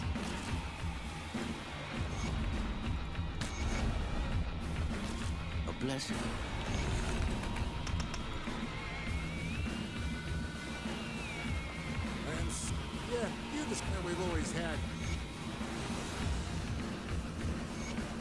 Always had this beef with Laria. Alright, let's go and kill her. Or maybe we don't kill her. I don't have to kill her, right? There's no reason to, actually. Let's just not kill her then.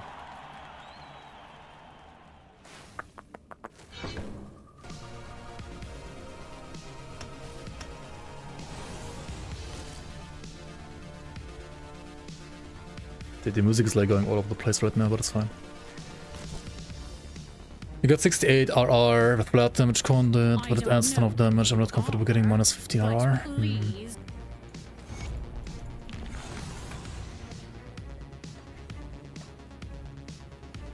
I don't know.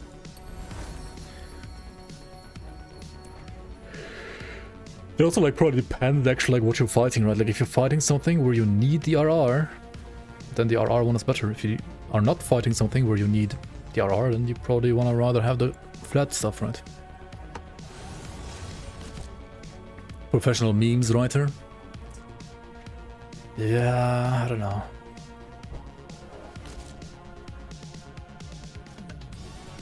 You already have like a professional meme writer in chat, right? Who writes Cronley is dead and that's it. And they're low out. Have you dealt?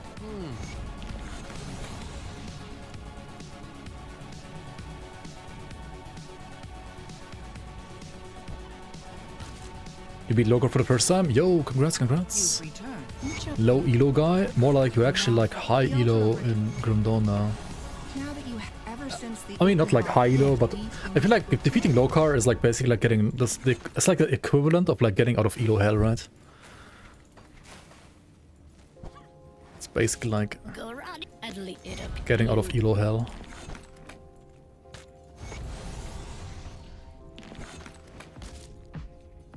Just kill him like 10 more times to get the full set, yeah. Just kill him.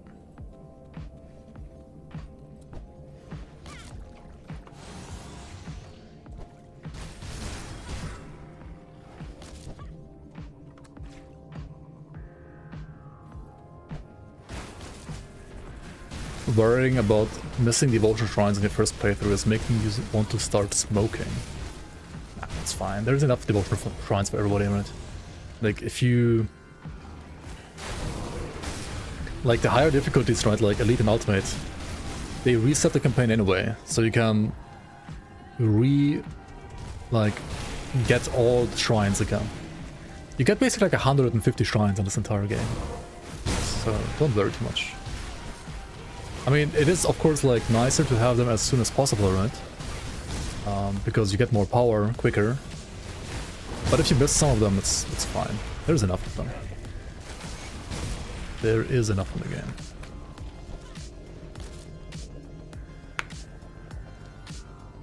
You killed Lokar 4 times and you got the entire set. Holy fuck, yeah, that is really lucky. Not gonna lie, that is actually really lucky.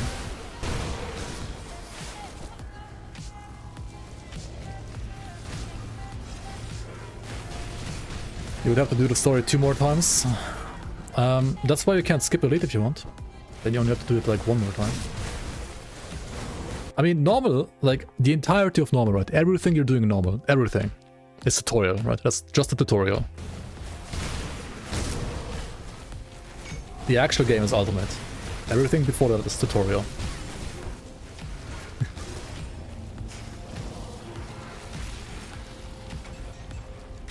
Basically.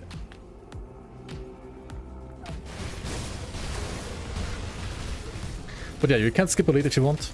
You don't have to do Elite. Elite is like a normal is tutorial, right? Elite is like a filler, and Ultimate is the actual game.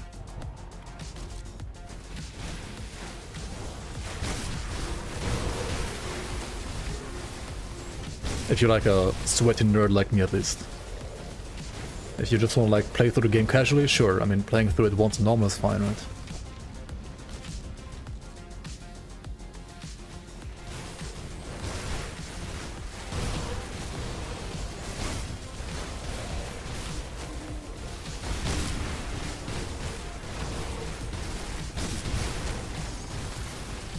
Yeah, I think honestly, like Act 1 Elite is still fine to do. I would probably not do much more than Act 1 Elite. Like if you play through the entire game on normal, then you should not do more than like maybe Act 1 and edit, yeah. Like it's kind of like a waste of time otherwise. Also, what the fuck am I doing here? I'm not gonna do the Ancient Grove, am I? Maybe I should. Maybe I should for like blueprints. But I'm not gonna do it with like level 15 weapons, am I? Holy fuck, no, what am I doing? No. Nah. I think I'm gonna call it here actually. And then next stream we're gonna start out by going to Elite and farming the weapons that I need. And then after that, we're gonna finish the rest of normal. Yeah, let's do it like that. It's getting kind of late anyway. So, yeah. Where did I put the next devotion shrine here? I want to remove Jackal actually, right? I don't need Jackal anymore. But I do need like 2 more reds, which I need from... which I get from Rat. Okay, I need to get the Rat first, then remove Jackal, and then I can go for like the tier 3s, right? Like for Ugol, A-Bomb, Uzin's Torch.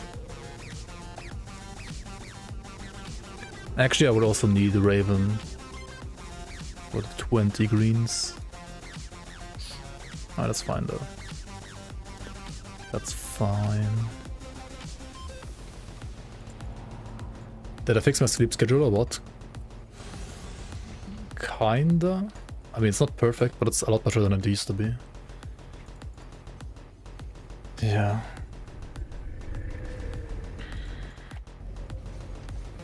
Yo, Mr. Conti, welcome. I mean, this VOD of the stream here right now is gonna be on YouTube anyway, right? And so if you missed anything here, you can like rewind on YouTube. Also Twitch has VODs. I think Twitch VODs suck, but they do exist.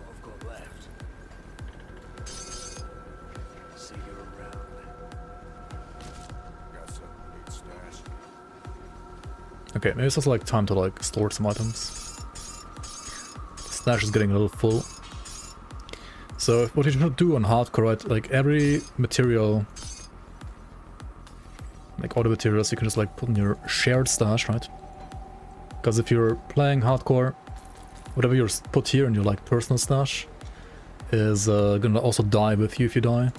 Whatever you have in your item transfer though is gonna be there forever.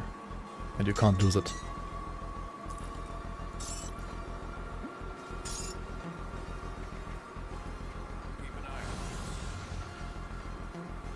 Which is why on hardcore, if you die, or like in general, you don't play for your character, right? You play for stash. You play for character. On softcore, you play for stash in hardcore. Alright. I guess I'm gonna say thanks for watching then, guys. Thanks so much for being here today. Thanks so much for all the follows, for all the support, all the subs. You can hang out on my Discord. The link is in the description below or in chat right now. Yo, Final Fantasy IV Forge Master Flex, welcome in as well. What level is good to start using drop filters and sacrifice silver gains? I mean, yellow items, like level 15 or level 20. Like yellow items you don't sell for like silver anyway, right? Like for iron bits ever anyway. Like they don't really like sell for shit. The greens, it kind of depends. I mean, you want to like look at greens for like a long time anyway. Like monster frequent greens you want to look at for the entirety of the game, right? Normal greens you wanna, if it's a first character, also like look all the way until like almost 100, I feel like. It kind of depends, like how much, whether or not you have enough money. Also depends a lot on like what you want to craft later, because there are some like items that you can craft like so much that you literally can like craft for like 50 million iron bits or like 10 million iron bits or like 100 million iron bits. Like there's always something that you can craft if you really want to. I mean, you don't have to, but if you want to, you can always like get rid of your iron bits. But, yeah.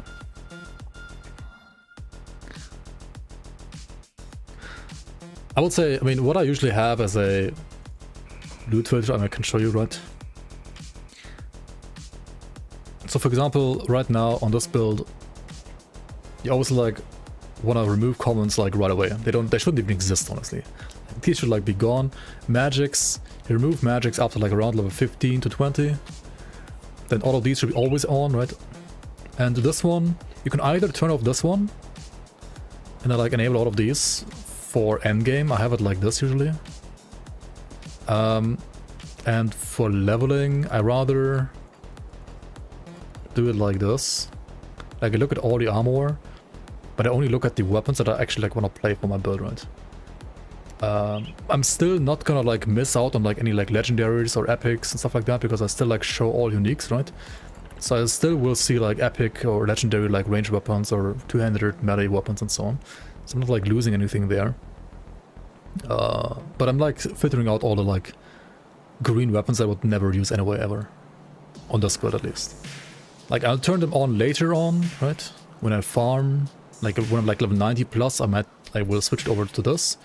Because level 94 weapons could be great like for other builds, right? Even green ones. At least like the monster freak ones, not the rare ones. The rare ones are kind of shit later anyway. So.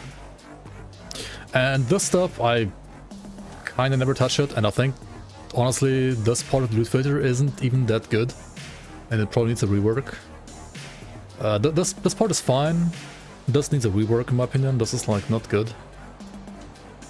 Instead of like filtering out, it should like rather highlight it. It should like give you the ability to like recolor items or like highlight items better, or basically like this side here should be like a customizable loot filter, similar to the one from Blast Epoch, or similar to what you can do technically in like via Rainbow Filter. But like in Rainbow Filter you have to like do it in a TXT file, right? And you want to be able to like basically do recoloring of affixes in like what you rather would do in the, like what you otherwise would have to do in a TXT file in Item Assistant. I mean in Rainbow Filter. Holy fuck, I need to sleep. Like all of that part should be like packed into a nice UI and then be put here instead of like these two tabs. Like these two tabs are, I don't know, they're just bad. In my opinion, like they're just useless. You know.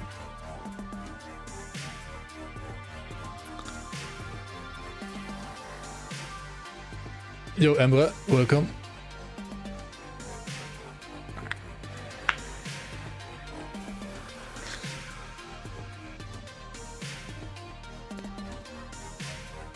The only Turkish words I can say, I should probably not say in chat again.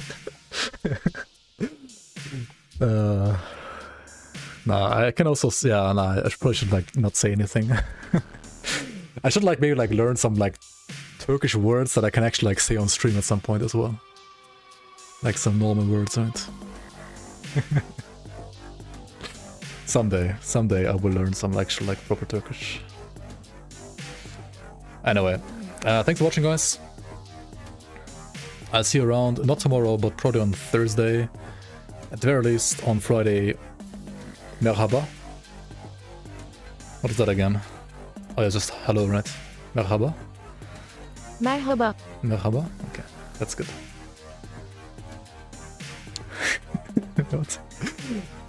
Görüşürüz? How do you say that?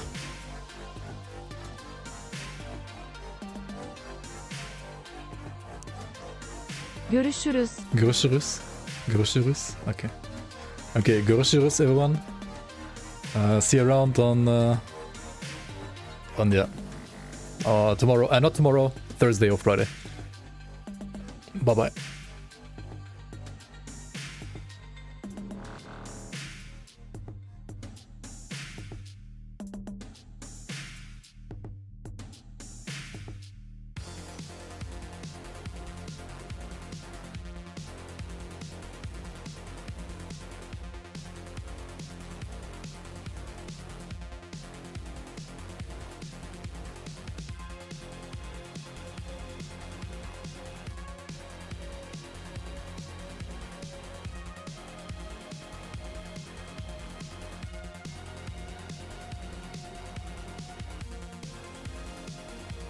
Ekledem Sini.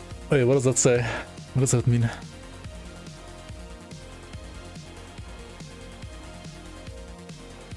Added you?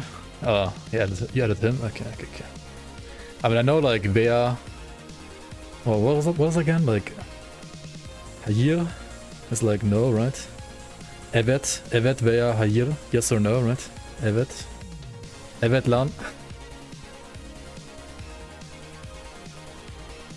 Evet lan, Yarak? I mean, what? No. Okay, good night. See you guys.